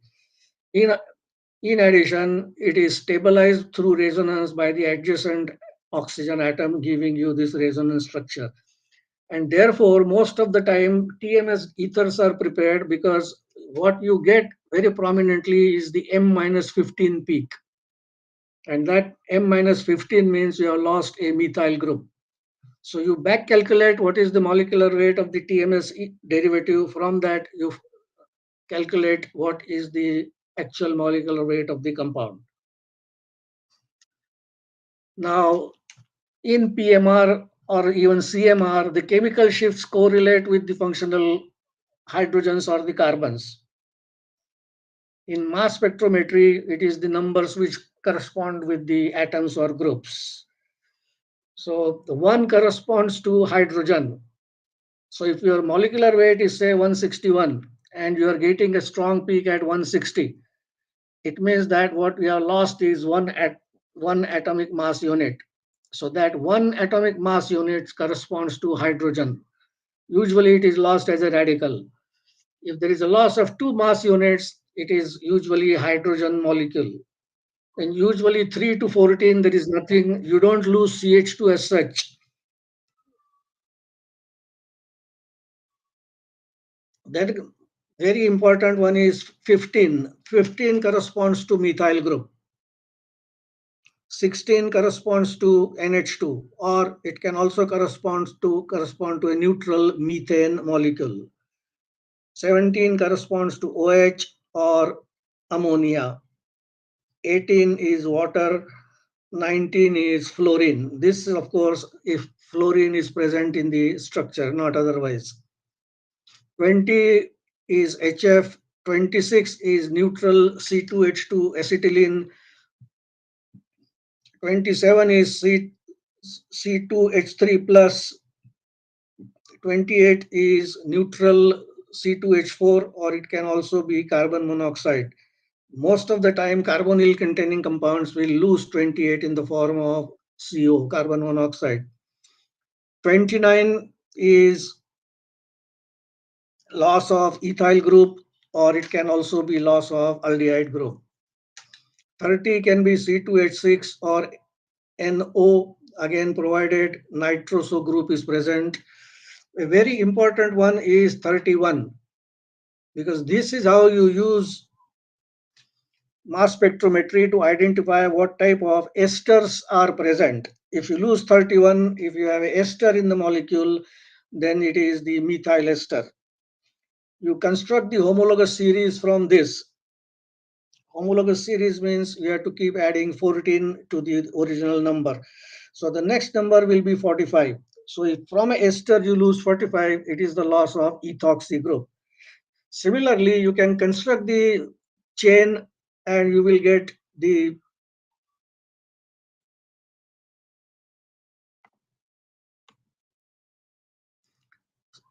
homologous series. Other than that, a very confirmatory test is if you get a very, very intense peak at 31, or sometimes it is also present as a parent peak. That is a confirmation of primary alcohols. This is how useful this technique is. There's no other confirmation needed. A parent peak at 31, and if you have a hydroxy group, it confirms the presence of primary alcohol, CH2OH. If you have secondary alcohol, again add 14 to 31, tertiary add 14 to 45, like that. 33 is not one unit, it is a combined loss of methyl group and water. And 41 is C3H5, 43 is C3H7, or it is also a acylium ion, methyl acylium ion. Extremely important because most of the time 43 is apparent peak. Then 44 is carbon dioxide. 45 is carboxylic group. 59 is C4H11. 60 is acetic acid. Usually this comes from rearrangement reactions. 74 also is the methyl ester, methyl acetate. Again, it comes from rearrangement. Then 77 corresponds to C6H5 plus. So that straight away, if you see 77 number in the mass spectral data, your C6H5 is confirmed. A phenyl ring is confirmed. 78 is, of course, neutral benzene. 79 is protonated benzene. And more vital is 91. Because 91 corresponds to C6H5CH2. And this C6H5CH2, you can straight away subtract from the molecular formula. Whatever remains, you start working on that. This is how you simplify. This is how one number will tell you all these things. Again, the significance of 91 is that it tells you that the benzylic carbon is unsubstituted or unbranched, rather, not substituted, unbranched. So there are two hydrogens on the carbon with no other substitution except the R group. 92 is a rearrangement product obtained from usually Mac-Lafferty rearrangement or some such 3,3 sigmatropic rearrangements. So these are some of the important numbers. Again, I'm giving you these numbers for unit resolution mass spectrometers, not for high resolution. High resolutions, you will get tables after tables in the books and precise up to the fourth decimal. So this is just we are seeing for the unit resolution, which is EIMS. Now, the commonly occurring rearrangements are Mac-Lafferty, Ritro-Diels-Alder, and hydrogen transfer. The first two are predictable because if certain structural features are present, you can predict that Mac-Lafferty or Ritro-Diels-Alder will take place. Hydrogen transfer defies all logic. There is no logical reasoning. You have to predict it from the data, or you have to establish it from the data. You cannot predict it. Now, what are the requirements for Mac-Lafferty? One is a pi heterosystem and a gamma abstractable hydrogen to the pi heterosystem. Pi heterosystem basically means a heteroatom connected with a double or triple bond to another carbon mostly. So this is how the rearrangement takes place. This is the alpha carbon, this is the beta carbon, this is the gamma carbon. So gamma abstractable hydrogen means a hydrogen connected to gamma atom with respect to the carbonyl, or the oxygen and hydrogen should be 1-6 relationship. Oxygen is 1, 2, 3, 4, 5, and 6. And this is how you get a neutral small fragment and a new radical cation. So this is what you can ask the students in the exam, undergraduate students. They give some structures and ask them to predict which compound will give Mac-Lafferty rearrangement. All they have to do is find out whether there is a pi heterosystem or not and whether there is a gamma abstractable hydrogen or not. So in this case, only this compound will give, not others. Although in cyclohexanone you have, but the geometry is such that the hydrogen is not easily transferred to this oxygen. So basically, it is for the open chain compounds here. Ritro-Diels-Alder, the requirement is a cyclohexene ring is required. That is because the double bond must be inside the six-membered ring. It need not be all carbons, it can be heteroatoms also, but it must be a six-membered ring containing a endocyclic double bond. This is how the reverse of the Diels-Alder reaction takes place to give you a dienophile and a 1,3-cisoid diene. Again, you give the structures them, ask them predict which one will give the Ritro-Diels-Alder rearrangement. Instead of asking what are the conditions required for this, you give them the example and ask them to predict what it is. Which one will give the rearrangement? Hydrogen transfer, again, we'll not go into that because the most illogical rearrangement. But typically, ethers and aryl alkyl hydrocarbons will prominently show these rearrangements.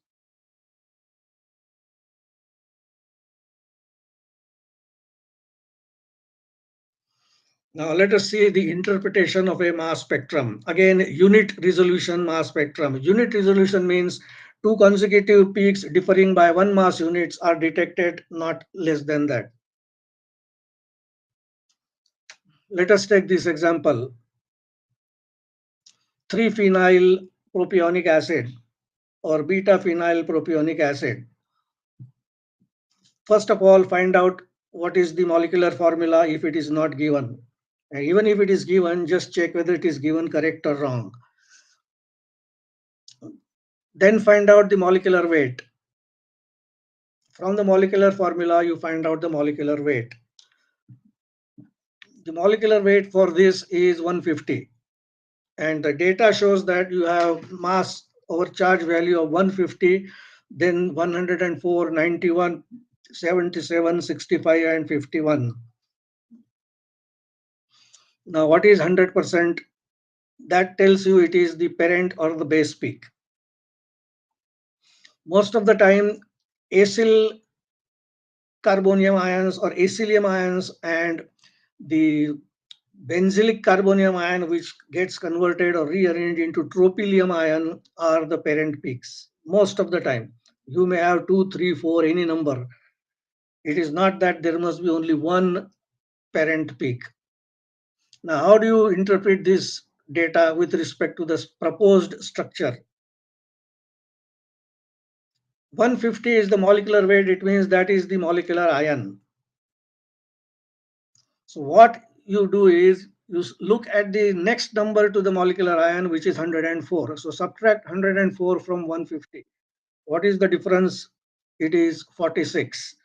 So now you have to go back to the different fragments which correspond to 46, but again with respect to the structure. If your structure does not have any any nitrogen or any heteroatom, then that fragment cannot be considered. So here the fragment 46 corresponds to formic acid. Again, an example of hydrogen transfer rearrangement, because simple bond cleavage between the acid group and the carbon here will give you loss of 45 units, break here. That does not happen. What you are getting is one mass unit higher than the simple bond cleavage fragment, which is 45. So therefore, this is formic acid. This is how you have to interpret after looking at the data.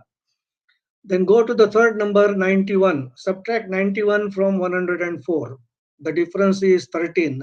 That is not of any consequence. So forget that. Go back to 150 and subtract 91 from 150. Again, 91 corresponds to tropylium ion. You don't have to have any other proof for that. Blindly, you can say it is tropylium ion, which is coming from the benzylic carbonium ion, C6H5CH2, all in straight line, nothing branched, nothing. This is how you can show that the vertical line here in green, it shows that the bond through which it is passing, that bond is breaking. So it is this carbon-carbon bond which is breaking, alpha-beta bond, or 2,3, whatever you want to call it. So this line here, vertical line, indicates the bond which is undergoing bond cleavage. And then there is a horizontal line to the left of the vertical line, and here it is to the right of the vertical line. There are some numbers written here. Here it is 91. What it means is that whatever is to the left of this vertical line has 91 mass units. And whatever is on the right hand side of the vertical line, the number there tells you that whatever is the mass on this side corresponds to 59. That is how you can show the fragmentation also. Again, 77 is phenyl carbonium ion. It is not benzene, it is phenyl. Now remember, 65 is not any particular fragment, but 65 will be there if 91 is there, because 65 comes from tropylium ion by loss of neutral acetylene molecule. Similarly, 51 comes from phenyl C6H5 plus fragment by loss of neutral acetylene molecule. So this is how you show the fragmentation. This is how you can show, if you want 91, whatever is the mass here, you can write here.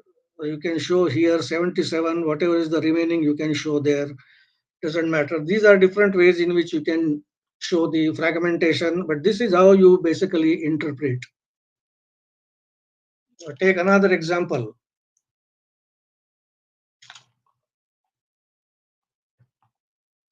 C6H10O2. It's an ester molecule.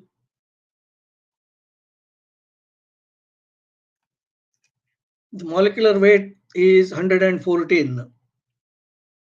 So now what you're seeing is 115. What is 115? It is one mass unit higher than the molecular ion. So that is your M+1 peak. But whatever are the higher isotopes of these atoms which are present in the structure, they are contributing to the M+1 peak. And that is easily recognized by the peak intensity of this peak with respect to the molecular ion peak. Now again, as with previous example, go to the next number. So this is your molecular ion. Usually if you have heteroatoms, then molecular ions are detected. So 99 subtract from 114, again the difference is 15. So 15 again is loss of CH3. Now you have two CH3 groups. One is the allylic CH3, the other one is the aliphatic CH3. So which one is lost?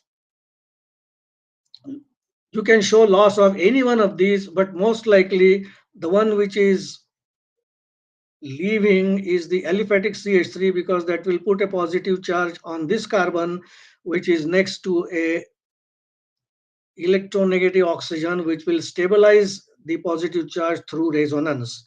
So therefore, most likely it is this C2H5CH3 which is losing, but you can also show this loss, nothing wrong with that. Then you have 86.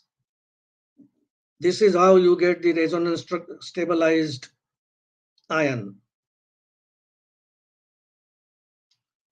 After 99 is 86, subtract, the difference is 13, not significant, go back to 114, your molecular ion. The difference is 28.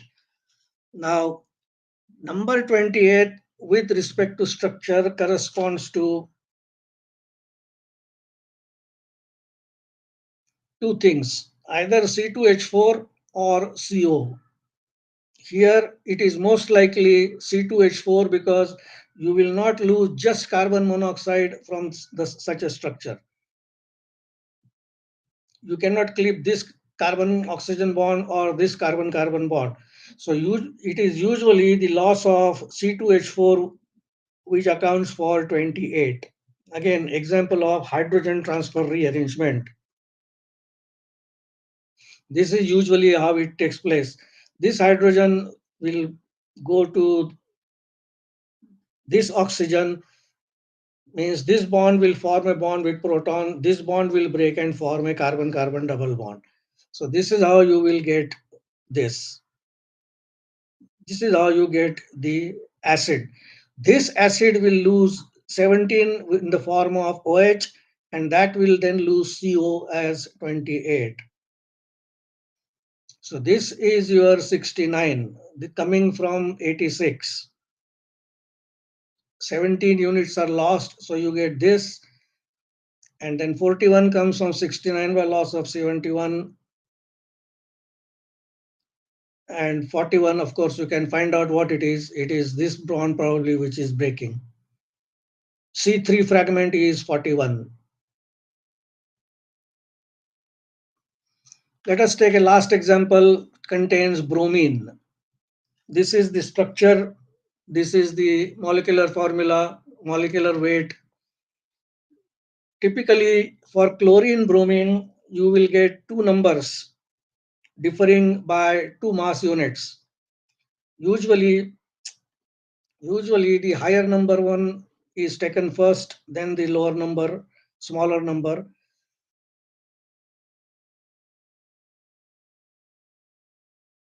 You can show the radical cation sign on either the oxygen or bromine, or you can show it on in the square bracket. I don't know whether I have it. You can show it like this also. Put the entire structure in the square bracket, and top right Excuse hand me, sir. corner you put the radical cation sign. Sir, requesting you to Pardon? requesting you to conclude in next 5 minutes, This is sir. the last one. Yes, 5 Okay, minutes. sir. Fine. Thank you, sir. Now, why you are getting two numbers is because you have bromine here. You will also get the same pattern in chlorine. And again, you can see proceed the same manner, 198 minus 169. Again, as long as you see the two numbers in the fragment, it means up to that fragment, the halogen is present, only chlorine and bromine, not fluorine and iodine, because they don't have natural higher isotope. Then you have 103, which is 100%, but it is only single number. It means that that fragment does not contain bromine. And therefore, find out what that is, keep subtracting from this, and you will get the, if you lose C2H5 from this, you get 169, 167, and 29 is C2H5 radical. 169, 167 undergoes loss of neutral aldehyde in this way to give you 125, 123. And you can also show 103 as this and 95 as CH2Br. So this is how you account for most of the fragments, the numbers. And this is how you interpret the mass spectrum. I think this is the last one. Thank you. Thank you, sir, for an extremely insightful explanation about interpretation of mass spectra. All the audience teachers have immensely benefited today from your unique teaching style and brilliant way of explaining the intricate concepts of mass spectrometry. Your passion for subject shines through and made the session both interesting and understandable. We will take some questions from the delegates. Yeah, sure. Sir, as of now, only one question can be seen here, and that is not very complete, but still I will just read out. And that is, can you tell, sir, how it becomes 104 of second carbon? So particularly which molecule the delegate is referring to, that is not very clear, but this is the question put up, sir. 104, which structure? But Yes, that is what I have asked, but as further no answer has come. because I've taken 3 examples, and which one I don't Exactly, remember. sir, 10. exactly.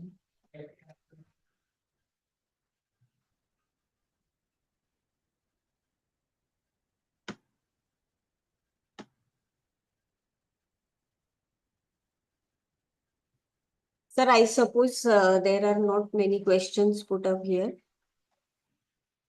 Wait, let me just see if I So, can find.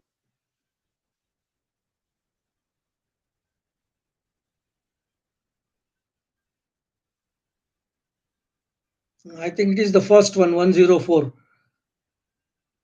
okay, So you subtract 104 from 150. What you get is 46. So 46 is the hydrogen. I have shown that transfer.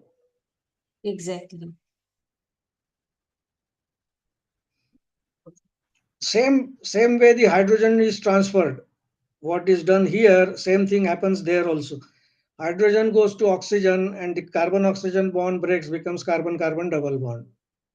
That is how you get alkene and carboxylic acid. Thank you, sir, for explaining the query. Okay.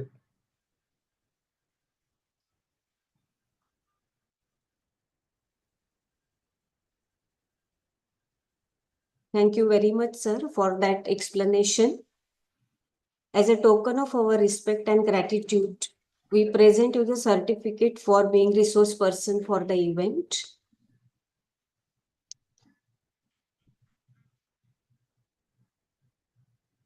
Thank you for sparing your precious time, sir. Have a great day. Thank you. Thank you so much, Gabi, sir. Welcome. For delivering next session of the day, we have with us an illustrious researcher, Dr. M.R. Yadav. Thank you, sir. Dr. Yadav is Sir, Senior Director, uh, R&D at Parul Thank you, University, sir. Vadodara. Previously, sir has served as Head of Department, Dean of Pharmacy and UGC Faculty Fellow at the MS University of Baroda, where he was also the founding Dean of Faculty of Pharmacy. With nearly 40 years of research experience, Dr. Yadav has 200 plus national and international publications, 30 Indian patent applications, and 17 books or book chapters to his credit. His research spans molecular modeling, enzyme inhibitors, anti-inflammatory, anti-hypertensive, anti-cancer agents, and site-specific drug delivery. Sir has delivered 150 plus expert lectures and mentored 37 PhD and 50 MPharm students with 3 PhD scholars currently under his guidance. Sir has led 10 government-funded research projects and serves as a PhD examiner for 20 plus Indian universities. A member of editorial boards of reputed international journals, Sir is also a referee for major medicinal chemistry journals. Some of the awards and recognitions are as here. Teacher of the Year 2010 by Association of Pharmacy Teachers of India. Eminent Teacher of the Year 2013, Association of Pharmacy Professionals. Professor V.M. Kulkarni Visiting Fellow Award 2013-14, ICT Mumbai. UGC Visiting Fellow Award, Punjab University. Dr. Yadav has played key role as Chief Coordinator of GPAT, overseeing the first ever graduate pharmacy aptitude test in India. Sir was Chairman of AICT's Coordinating and Advisory Committee and Chief Coordinator of QIP Nodal Center. Dr. Yadav remains an influential figure in pharmaceutical research, education, and policy making at both national and international levels. We are humbled by presence of such highly regarded researcher among us. I extend heartfelt welcome to you, sir, and invite you to deliver the address. Thank you. Thank you, ma'am, for a very nice introduction. And at the very outset, I would like to thank the organizers, Dr. Somani, Dr. Harish, for inviting me to be part of this program. And let me tell you that I'm not in touch with the subject for the last almost 8-9 years since I got retired. And whatever I'm going to deliberate, the majority of the things directly you will not find in the books. Whatever I have compiled, it is with my experience, and whatever I thought is currently missing in teaching of medicinal chemistry.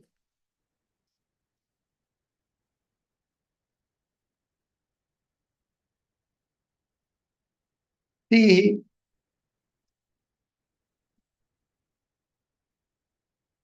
what do we teach? Why do we teach medicinal chemistry? There are reasons. And when I say like this, basically the aim of teaching at UG and PG, in my opinion, is a bit different. When we teach medicinal chemistry at B.Pharm level, why it is required to be taught? The simple reason is because medicaments, they are chemicals. So we need to understand their physicochemical properties.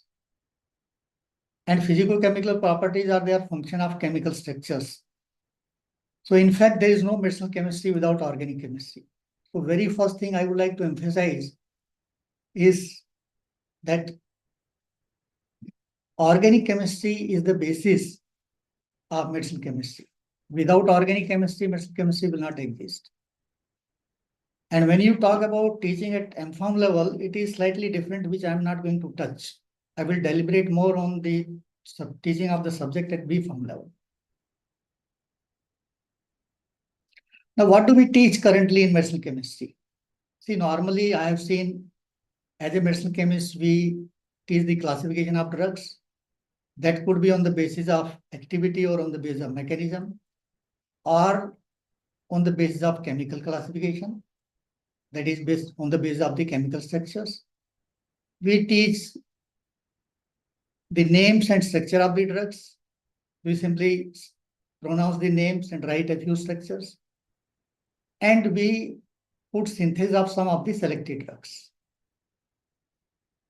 And then we tell the broad medicinal uses.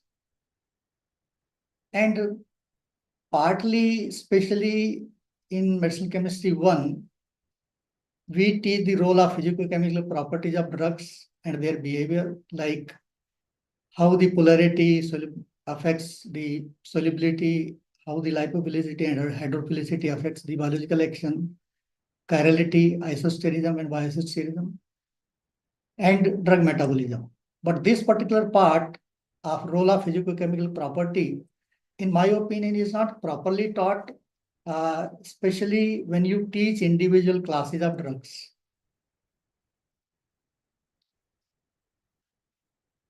What should be emphasized in teaching in medicinal chemistry at BPharm level? See, you are teaching BPharm students who will be going in different fields, maybe in formulation division, maybe in pharmacology.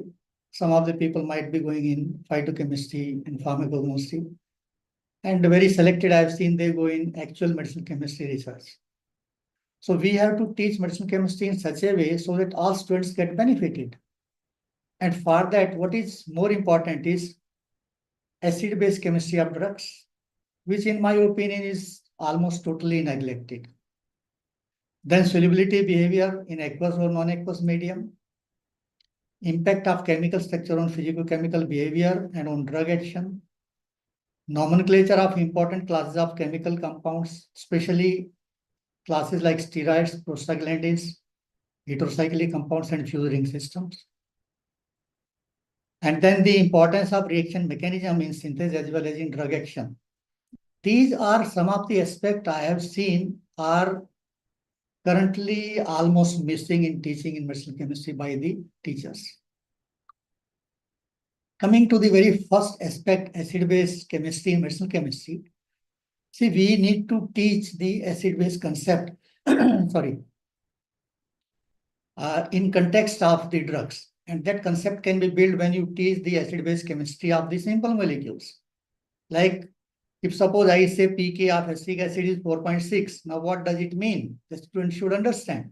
So pK, what it means and what is the significance of pK value should be taught. The conjugate acid-base concept also must be taught.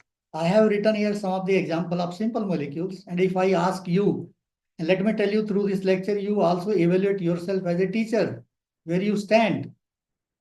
Not only that, you have to teach this subject, you also have to assess yourself, and then you have to grasp these things to be taught to the students. I have listed some of the examples of simple molecules. And if I say, are all these acids? What is your answer? You find out. And if at all they are all acids, what is the order of acidity? Try to find out. Now let's take the basics starting from Henderson-Hasselbalch equation, which is given by pH equal to pK plus log of the ionized form divided by the unionized form. Now that means the significance of pK lies that it is the value of that pH at which 50% of the molecule, that is the acid, has ionized.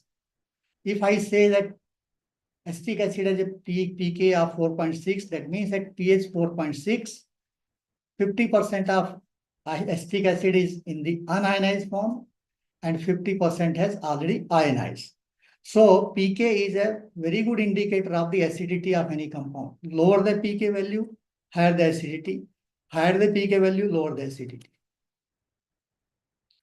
Laurie-Bronsted concept, Lewis acid concept, we normally teach in inorganic chemistry at from second year level, but that also need to be applied to the drugs.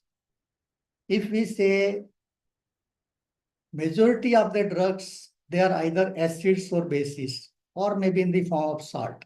And when we say salt, basically this is a product of combination of an acid and a base. But if I say that any acid and base, will they combine? Will they always react to give you salt? What is your answer? Because number of times they may not react at all. That depends on the strength of the acid or the base. Say, when you have a carboxylic acid, we normally detect it very easily in the identification of the compound by simply adding a pinch of sodium bicarbonate. And if there is evolution of carbon dioxide, that shows that the carboxylic acid group is present. Now, if that sodium bicarbonate you put in a phenol, no reaction will take place. So that means although phenol is an acid, but to react with it, you require a stronger base like sodium hydroxide. Then only it will give you a salt. Similarly, enolic compounds, they will react with sodium hydroxide, not with sodium bicarbonate. Sulfonamides, they will react with sodium hydroxide to give the salt. And here, the cross examples are also required to be given. Like majority of the sulfonamide drugs, they can easily be acid by sodium hydroxide solution because they can be converted into salt. On the same pattern, if you take carboxamide, it will not react with sodium hydroxide. You require stronger base, like maybe sodamide or sodium hydride. Come to ethanol, another acid, but even it will not react with simple sodium hydroxide or sodamide. You require sodium or maybe sodium hydride to react with it. Acetylenic compound again reacts with sodium as metal. Ammonia, normally we teach ammonia as a base, but ammonia also behaves as an acid if suppose you have a very strong base like sodium. And one of the strongest bases in organic chemistry is lithium derivatives like butyl lithium, which is being used as a very, very strong base for carrying out various reactions. Now, when you convert this knowledge of acid base in terms of the organic compound, like I have given certain example like vitamin C, barbiturates, tetracyclines, right? Vitamin C and barbituric acid, none of them, they have carboxylic acid. And they have so many hydroxy groups. Like if you come to ascorbic acid, it has two enolic hydroxy groups and 2 alcoholic hydroxy groups. And when we want you to say which particular hydroxy group is getting ionized to behave as an acid, obviously you will say that hydroxy group of the alcohols will not be that acidic. It is the enolic acid hydroxy groups. But out of the two, which particular hydroxy group is getting ionized? Similarly, when you talk about barbituric acid, you have basically proton which is attached to this nitrogen, and 2 hydrogens of the methylene. So which particular hydrogen is getting lost to show the acidic character of barbituric acid? Now let us analyze. See, when you have ascorbic acid, out of the 2 hydroxy groups, you see if A is getting ionized, then only 1 conjugate base is getting formed. Now, we know that this acidity of any compound is being governed by the stability of the conjugate base. If the base is very stable, the acidity will be more, right? And the stability of the conjugate base is being decided by the number of canonical forms and what type of canonical forms are getting formed. So here in case of the ionization of B, you get 2 canonical forms, and both the canonical forms are very stable because the negative charge resides on the oxygen.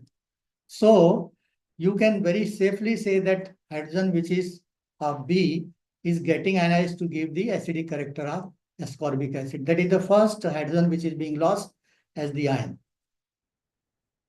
In case of barbituric acid, normally we teach that NH which is attached to keto, that means an amide function, is more acidic, right? But when you lose this particular hydrogen, you are getting a canonical form which is not that stable in comparison to this hydrogen of the methylene, which is being lost because it is getting stabilized by giving a canonical form which is aromatic in character, and aromaticity obviously is having higher stability. So stability of this particular canonical form of the base governs that this particular either of these methylenes, hydrogen of the methylene will be lost to show the acidic character of the barbituric acid. So very good information is being given in Wilson and Giswold in the antibiotics, tetracycline hydrochloride. So this structure shows 3 pK values, pK1, pK2, pK3. And without looking at the values, see 3.3 and 7.7, 9.5. When I say pK 3.3 means it is even maybe more than 10 times stronger than acetic acid, right? And this is being designated to this particular system, right? This is being given an example in Wilson-Giswold. pK2, which is 7.7, is because of this system.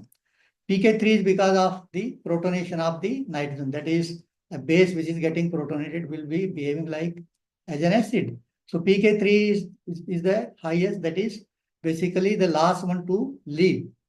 So how do you justify pK1 3.3 and 7.7? Because there is not even a single carboxylic acid present in these structures. You have only enolic hydroxy and the amide NS2. Here you have 2 enolic hydroxy, 1 phenolic and 1 enolic. But still it is higher, having a higher pK value than this particular system. So how do you justify? Have you tried to explain to the students how the justification can be made? So this is the justification of the pK values, which is being given by tetracycline hydrochloride. See, when either of the proton, either from here or from here, either from the enolic or from here, is being lost, you have too many canonical forms which are getting formed. That means the conjugate base will be highly stabilized. That will lead to a very strong acidic character of this particular system. And you will see that in all these canonical forms, the negative charge resides on the electronegative element. So that is a further stabilizing factor. In the case of another pK2, that is 7.7, you still have good stability, but the number of canonical forms is comparatively less. That leads to lesser stability to the conjugate base. And that's the reason you have a higher pK value for this system in comparison to this. And the third is because of the loss of the ammonium salt, which is getting formed from the protonation of the amino group. Another example of the acidity of the organic compounds in the form of drugs, 8-chlorotheophylline. 8-chlorotheophylline, you know, it is basically xanthine derivative, in which you have only this proton which can be lost. But normally we see that a proton which is attached to the imidazole moiety is not that acidic. But 8-chlorotheophylline is so acidic that it can even make salt with, you know, various bases, like you have promethazine thiocalate as one of the salt, reacting with promethazine as an antihistaminic agent. Similarly, it also reacts with diphenhydramine and gives you a salt. That means the acidity is very, very high for this particular proton. And you have tetrazole structure. Tetrazole is almost having pK value almost as good as acetic acid. So how do you justify the acidity of these compounds? So these are the justification. 8-chlorotheophylline, once the proton is getting lost, you have a carbon ion, the nitrogen anion, and this anion is being stabilized by 3 canonical forms, and you see that on all these canonical forms, you have negative charge on the electronegative element, and further stability is being provided by electron withdrawing chloro group, right? Similarly, when you have a tetrazole, one of the proton is getting lost, you have too many canonical forms of the conjugate base. In all these canonical forms, the negative charge resides on the electronegative nitrogen. That leads to extra stability to the conjugate base. And that's why, you know, pK is almost as good as acetic acid, around 4.9. Another thing which, in my opinion, is not properly taught to the students is the effect of presence of various grouping in the chemical structure of compound. You know, normally we do that, we simply draw the structure and then tell this is aspirin, this is paracetamol, this is that, and this is this. Now that is not correct. In fact, you should explain the effect of presence of various grouping in the molecule. Like I give you a very simple example. You have phenol. Now, phenol is so corrosive that if you touch it on your skin, the skin will be gone, right? And if you put a nitro group at para position, it becomes still stronger base. This we normally teach in organic chemistry, that if you have electron withdrawing group at ortho para position, it becomes a very strong acid. But in case of paracetamol, which has estamido group at para position, you consume paracetamol in tons. Nothing happens. No irritation, no skin burning, or no membrane burning. This is the impact of an electron donating group, estamido group, to the acidity of phenol. It doesn't remain acidic at all. Very, very weak acid it becomes. So this type of thing should be told to the student to understand the behavior of various constituents which are present in the molecule. Some of the example which I would like to tell you is, the impact of presence of various groups on biological activity. Like you have these compounds which are mustards, nitrogen mustards. We know nitrogen mustards are being used as alkylating agents. And why the alkylating agent? Because they can easily convert into aziridiniamine. Aziridiniamines are very strong nucleophiles, right? So nucleophile means basically in DNA you have nucleophile in the form of the nitrogen, maybe in the form of amino group or nitrogen as such on the ring. That is being attracted by them, and then binding takes place covalently, and then the function of the DNA is totally lost. And this is how the nitrogen mustards act as alkylating agents. Similarly, you have busulfone, which has a very good electron, good leaving group. That is methyl group, that is methane sulfonyl group, is a very good leaving group. So this is so good leaving group that it can attract, other nucleophile, either say SS from cysteine or other proteins, and maybe the nucleophile from the DNA bases. And then they either, whether it is a protein or whether it is a DNA molecule, can easily be inactivated. So this is how it is to be explained on the basis of the mechanism, how the drugs act, some of the examples. Another very good example is cyclophosphamide. Cyclophosphamide is not directly drug basically, it is a prodrug. As such, it will not act as an alkylating agent, although it has the capability to convert into aziridiniamine, but as such, it will not convert into aziridiniamine. Why? Because here, for conversion into aziridiniamine, you require a lone pair of nitrogen, which should be localized. Now, unfortunately, this is not localized. The lone pair is being donated to phosphorus, and you have different conjugate canonical forms, which will reflect that the nitrogen is not, nitrogen lone pair is not localized. It becomes delocalized. Once it is delocalized, then it cannot convert into aziridiniamine.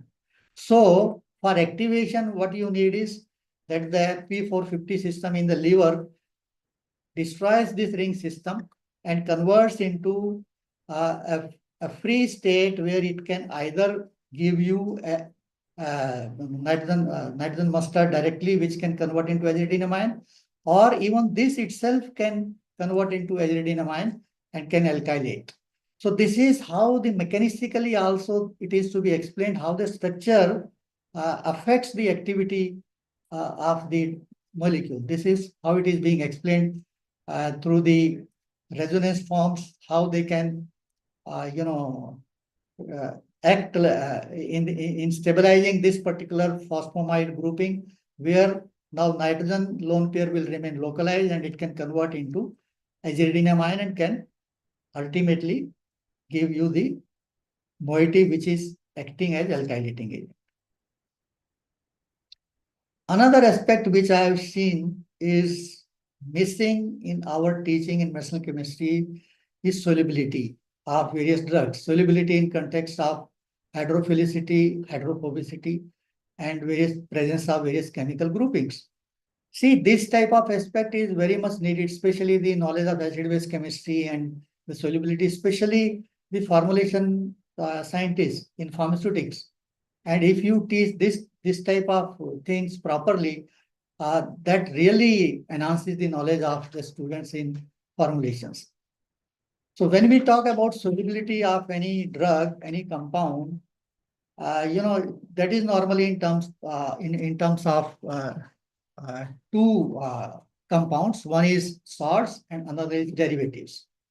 That means either the drug is converted into salt on the basis of the acid-base chemistry, which we have seen, or it can be derivatized. When we say derivatized, means basically it is a chemical reaction in which chemical bonding will take place. And you can convert either through making salt or through derivatization into either a hydrophilic compound or a lipophilic compound by both the techniques. And let us see how it can be done. So we can convert a drug into water-soluble salt, or if we want, we can also convert into water-insoluble salts, like some of the examples are being given, like procaine, penicillin, benzathine, penicillin, cycloguanil, permoate. Now, to understand this, that how we can convert a drug which is insoluble either into a salt which is water soluble, or whether it is salt which is water insoluble. To understand that, let us first come down to the basics, which normally we teach in organic chemistry. If suppose you have potassium permanganate, right? We know potassium permanganate immediately dissolves in water and gives you a pink color. Reason is that potassium ion and the manganate ion, they are easily surrounded by water molecule. That is the meaning of solubilization. That means when a particular moiety is being surrounded by the solvent molecule, it will get solubilized, right? So potassium ion is being solubilized because it is being surrounded by polar water molecules. Similarly, manganate ion is also being solubilized because it is also surrounded by polar water molecules in such a way that the partial positive charge is directed towards the manganate ion. Here in case of potassium ion, the partial negative charge on oxygen is being directed towards the potassium ion. And this is how solubilization will take place. Now, if I ask a student to dissolve KMnO4 in benzene, what will happen? It will not dissolve. It will not give you a pink color. So to dissolve potassium permanganate in benzene, what you have to do? You have to add another compound. Say these are known as crown ethers. Say one of the crown ether is 18 crown 6.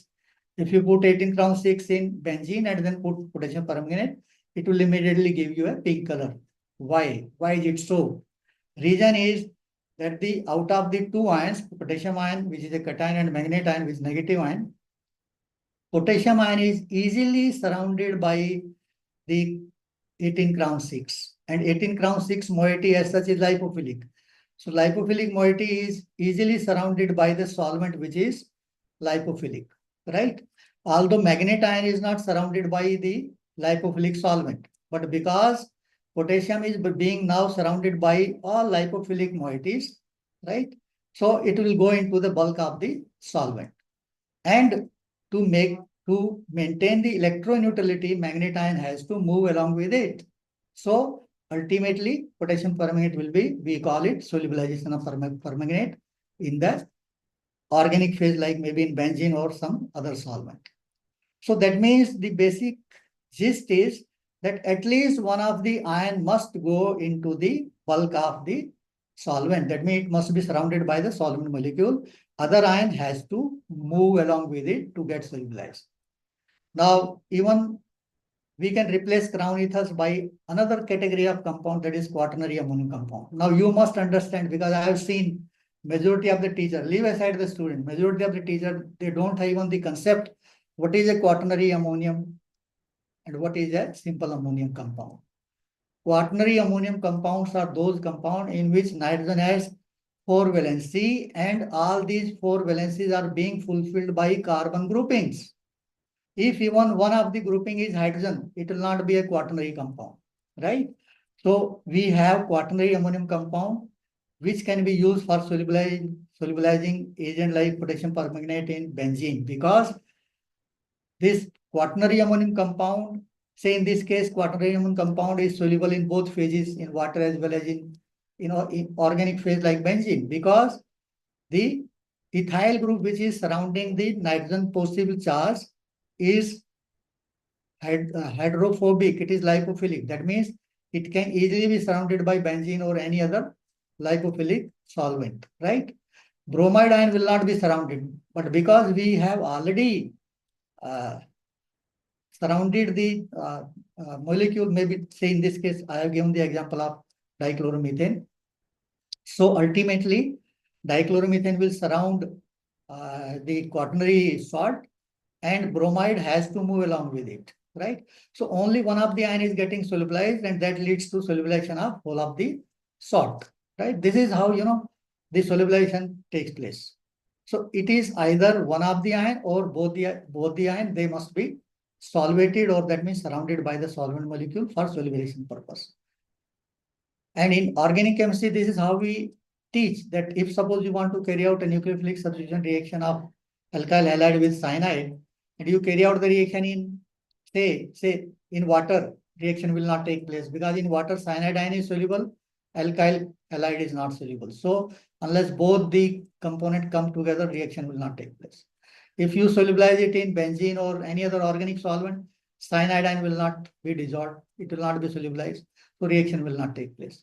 So what can be done? You take organic phase, add some quaternary amine compound, maybe some water, biphasic solution you can make, and then the reaction can easily be performed, because now KCN, which was solubilized in water as K potassium ion plus cyanide ion, and quaternary amine compound also getting solubilized in water, now we'll make an ion pair like quaternary ammonium cyanide, which has solubility in the organic phase also. It will come in organic phase, will react with the alkyl halide, and will give you the product. This is how the cycle goes on, and this is how we teach in organic chemistry. Now, this concept has to be taught to the students as in terms of the solubilization of the drugs. If suppose you have sodium chloride, it is getting solubilized in water, because sodium ion and chloride both are getting solubilized by water, because sodium ions as well as chloride ions are being surrounded by water molecules. If you have benzoic acid, solubility of benzoic acid as such is very poor. But if you make it in sodium salt, it will be solubilized. Why? Because sodium ion is easily solubilized by water molecule, and part of the benzoate will also get solubilized. So whole of the moiety will go into water. This is how we can increase the solubility of a compound after converting into salt. If you have a basic drug, like you have chloroquine. Now chloroquine as such is insoluble in water. But if you convert it into hydrochloride salt, hydrochloride, phosphate, sulfate, they will give you salts which are soluble in water, because either chloride, phosphate or sulfate is perfectly solvated by the water molecule, and part of the ammonium part of the chloroquine is also getting solvated, and both have to accompany to make the whole of the system neutral, electroneutral. So solubilization of the drug, that is chloroquine, either hydrochloride or as phosphate, will be solubilized in water.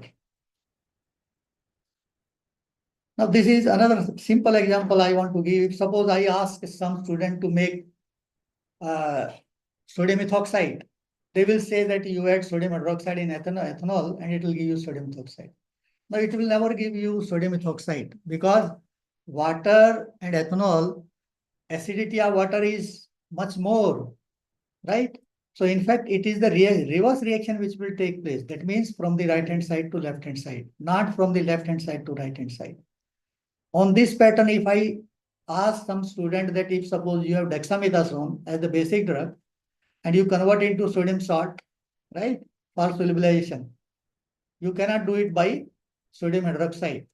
You will have to add sodium, but normally we don't do that, because if you add sodium metal, there are other groups which can be affected. So how it can be done?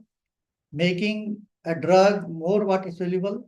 Of amine we have seen, of carboxylic acid we have seen, and if suppose we have a neutral drug like say dexamethasone, but having a group like hydroxy, it can be converted either into a phosphate or either in succinate, right? And both these moieties can be converted into potassium or sodium salts. Once you have sodium or potassium salt, we know that at least one of the ion need to be solubilized. So potassium ion can easily be solubilized by water.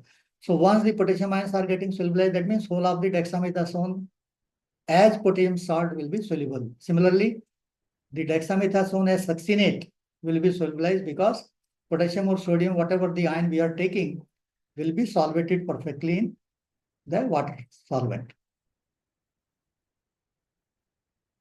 We want to make a salt which is water insoluble, or that means we want to convert a drug into a water insoluble salt. Now it will be surprising for some of you that even salts can be completely insoluble in water, right? And one simple example which we normally teach, especially in organic chemistry, is during the derivation of carboxylic acid compounds. If you have some carboxylic acid compound like benzoic acid, and we want you to make a derivative of benzoic acid, one of the simplest derivative is isothiuronium salt of benzoate, right? And how it can be done? You take the compound, that is benzoic acid, convert it into sodium salt by adding sodium bicarbonate. On the other hand, you take benzyl isothiuronium chloride, which can, if it is not there commercially available, you can easily make by converting it from thiourea and benzyl chloride. You will get benzyl isothiuronium chloride. You combine both of them and then you get a precipitate. Mind it, it is a precipitate of the benzoate salt of benzyl isothiuronium. Now, why this is not getting solubilized? Because as such, none of these components, that is either the anion or the cation, is not that properly solvated by water molecule. Rather, they make an ion pair because they will attract, negative and positive charge will attract, and they will give you an ion pair which is perfectly insoluble in water. That's why it will precipitate out. And this is how we convert some of the drugs into water insoluble salts. Like I have given here one example of procaine with benzyl penicillin.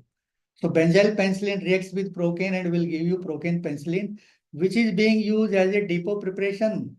The effect remains almost for 7 days. You give an injection of this suspension of procaine penicillin, and the drug will be released slowly for 1 week because of the insolubility of the salt in water. Very slowly in the system at pH 7.4, it will be released. Same type of example is benzyl penicillin benzathine. Benzathine and benzyl penicillin reacts 2:1 mole ratio to give a water insoluble salt like benzathine penicillin, which has a depot effect up to 1 month. Can you imagine? It is so insoluble that it will give you slow release up to 1 month. Now, on this basis, on this simple chemistry, what we did, we converted chloroquine into chloroquine pamoate. Chloroquine, as you know, one of the, I won't say side effect, as one of the bad part of chloroquine is it is a very, very bitter drug. And if you want to give the drug to the children as a syrup, very difficult because of the bitter taste, they will not take it. It is not palatable. So convert into pamoate salt. And that pamoate salt is almost insoluble. It is just like having a taste of chalk, right? So it can easily be converted into a suspension because unfortunately in chloroquine, there is no handle functional group which can be derivatized, right? So you can convert into a salt like this. So salts and derivative, now that distinction must be very clear. You can convert a drug either into a salt or into a derivative. Either you can make it water soluble or you can make it water insoluble by both the ways, right? These are some of the examples how the derivation can be done. Here in this case, the water insoluble compound is made water soluble by making sodium succinate. Derivative, we have seen it can be converted into dipropionate or propionate like testosterone propionate, which are insoluble, which again act as depot preparations. Then another very important thing which is missing in medicinal chemistry teaching is the heterocyclic compounds. Like if I ask, because whatever I'm telling now is on the basis of the interviews and the viva I conduct, and I find all these things are completely missing in the with the student. That means they are not being taught properly about this.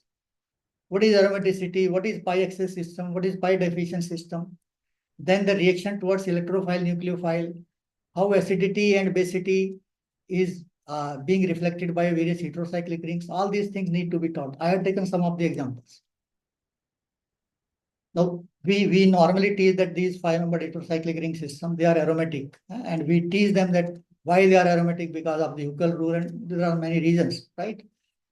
And these are also known as pi excessive system. That means you have pi electron which is in excess than normal conditions. That means the contribution of individual atom having a pi electron is much more than the normal contribution. So 5-membered heterocyclic ring system are pi excessive and 6-membered systems are pi deficient. Another very interesting thing and very important thing is that aromaticity is a quantity term which we normally don't teach. A compound can be more aromatic, can be less aromatic. It can be told like this also. But at the same time, quantum of aromaticity has nothing to do with aromatic character. Whether you can't say that a more aromatic compound will be more nucleophilic or more electrophilic. It's not like this. And then there is very important aspect of partial bond fixation. We call it partial fixation of the double bond. Now, these are some of the heterocyclic ring system which I have given and the pK values. Now, let me tell you, when you say pK value, basically, as far as acid is concerned, pKa is perfectly okay. But for base, pK is not valid. Then it has to be pKh. That means protonated form. So you have system like you have pyrrole, pyrazole, imidazole, and all that. And I have given here the pK values, and you can see that how the structure of various 5-membered rings affect the pK values, right? Say here you have tetrazole, which has a pK value of 4.9. That means highly acidic, almost as acidic as acetic acid. And if you see the structure of others, you see here on the extreme left is pyrrole, very poorly acidic, but it doesn't have basicity, mind it. It is not basic, it is acidic, although acidity is very less.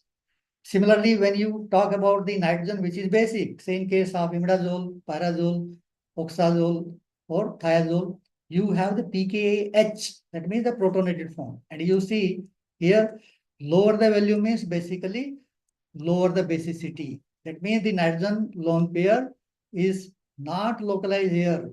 That means because of the effect of oxygen, lone pair is getting decolized, and that leads to the decrease in the basicity.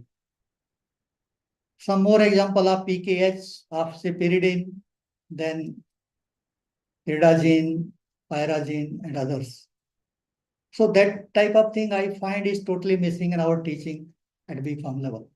Another very interesting thing about the biological activity and the structure. Here I have taken the example of the biological action of omeprazole. Omeprazole, as we know, is a proton pump inhibitor.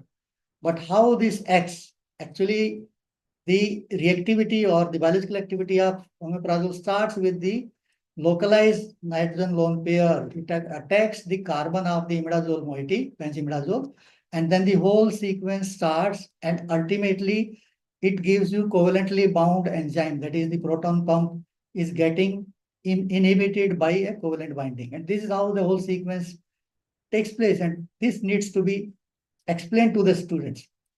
Now, if you replace pyridine with this system, that is what you call pyrimidine, then pyrimidine doesn't show the proton pump inhibiting activity. Why?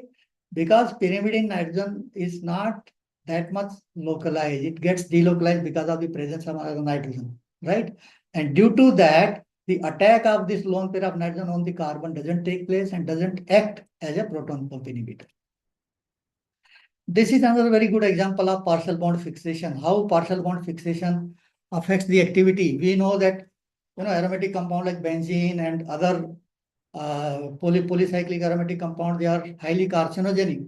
What is the reason for their carcinogenicity? The main reason for carcinogenicity of polycyclic aromatic compound is the partial bond fixation. Here in this case, this is partially fixed. That means it is not fully taking part in the aromaticity. It is partially fixed as a double bond. And due to that, it is getting oxidized into an epoxide. And that epoxide are highly reactive. They react with the nucleophile present in DNA, RNA, and leads to the binding of DNA or RNA and leading to, in fact, carcinogenicity or mutagenicity. Another thing which is missing, I find, is about the nomenclature and the basic chemistry of some of the ring systems, like say steroids.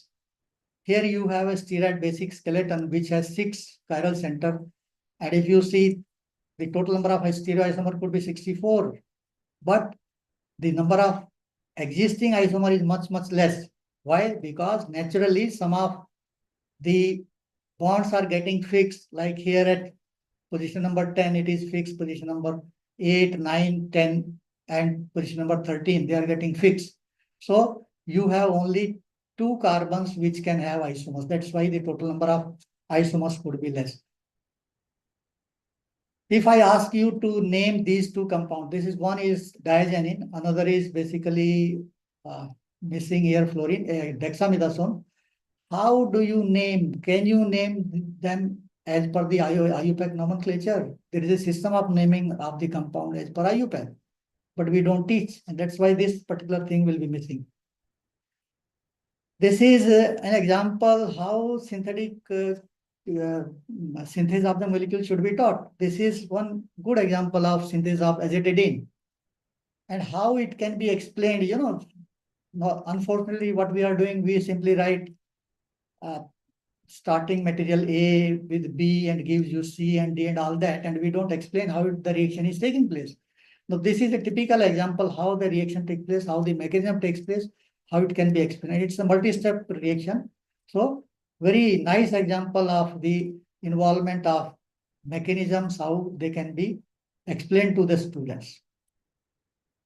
Now, just coming to the last part, glimpses of medicinal chemist knowledge of pharmacy background. I'm sorry to say that, you know, my experience is that we have come to a stage where medicinal chemists have so poor knowledge of organic chemistry that they commit blunders. And this is one blunder I have noted from the journal, an Indian journal, where one of our medicinal chemists from pharmacy background made various derivatives, and all are theoretically wrong. See, this is a typical reaction of quinoxaline, how quinoxaline can be made.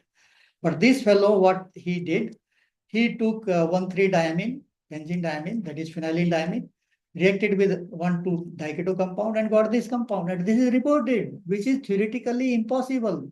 It is not possible. But this is what we do because of lack of knowledge. This is another example of manic reaction. When manic reaction is a very common reaction, very widely utilized in medicinal chemistry, and this is the actual reaction. You have active methylene group in the form of keto and methyl. You have formaldehyde, maybe paraformaldehyde, and you have secondary amine, and you get a ship base. Now, what this fellow, this researcher, he took this, okay, perfectly all right, this formaldehyde is okay, but in place of amine, this sulfonamide he took. Now, thinking that this amine is basic is a basic blunder. It will never react. It will never give you the product. But what we people are doing, that we carry out the reaction and then we claim that this reaction has taken place, and we supply the spectra also without, you know, bothering what is the implication of the spectra. We simply put the spectra or give the values.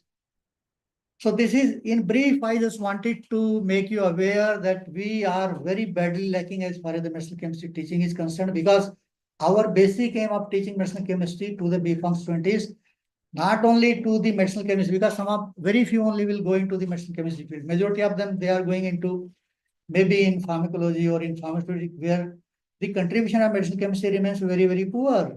So I have specifically this included, this particular picture, that we have to go a very long way as far as teaching of medicinal chemistry to the students is concerned, right?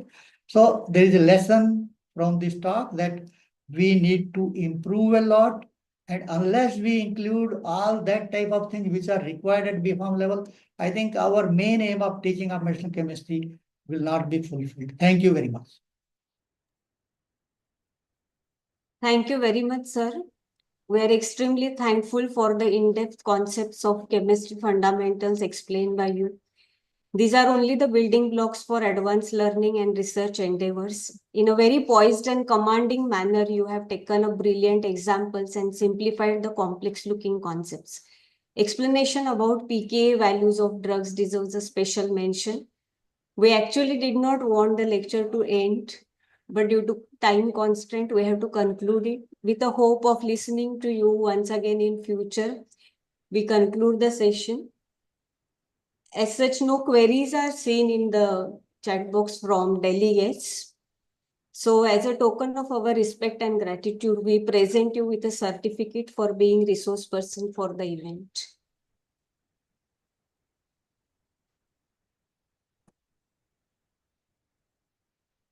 So thank you, ma'am. Actually, let me tell you that this is not a content which is worth 1 hour. In fact, I have, combined maybe almost 10 lectures into one. Absolutely. So that, you see, this type of things need to be taught in a very descriptive way to the students, right? I have just given the glimpses, thinking that at least, the idea can be taken up by the current students and current teachers, and they can start teaching to the students. I'm very sorry to say that, our field of medicinal chemistry is now being inhabited by pseudo-medicinal chemists, and the real medicinal chemists, they have become endangered species. Sorry to say that. No, sir, truly, sir, like medicinal chemistry is a very fundamental subject, and the way you explain, I mean, we need more such passionate teachers. Thank you so much for your precious time, sir. Okay, thank you. Have a great day, sir. Over to the Thank you, sir. delegates now. Thank you, Yadav sir. It was great listening to you today. Okay, thank you, Dr. Somani. Over to the delegates now. Thank you, delegates, for your enthusiastic participation. Let's maintain the same energy tomorrow. Tomorrow, you will be solving a quiz, and securing more than 60% marks will fetch you the certificate for this e-FDP. Also, you will be required to fill a feedback form. So let's meet tomorrow. I thank Principal Dr. Rakesh Somani, sir, Coordinator Dr. Harish Kundaikar, resource person for their precious presence, and all the delegates for making this event a very successful one. Thank you. See you all tomorrow. Thanks.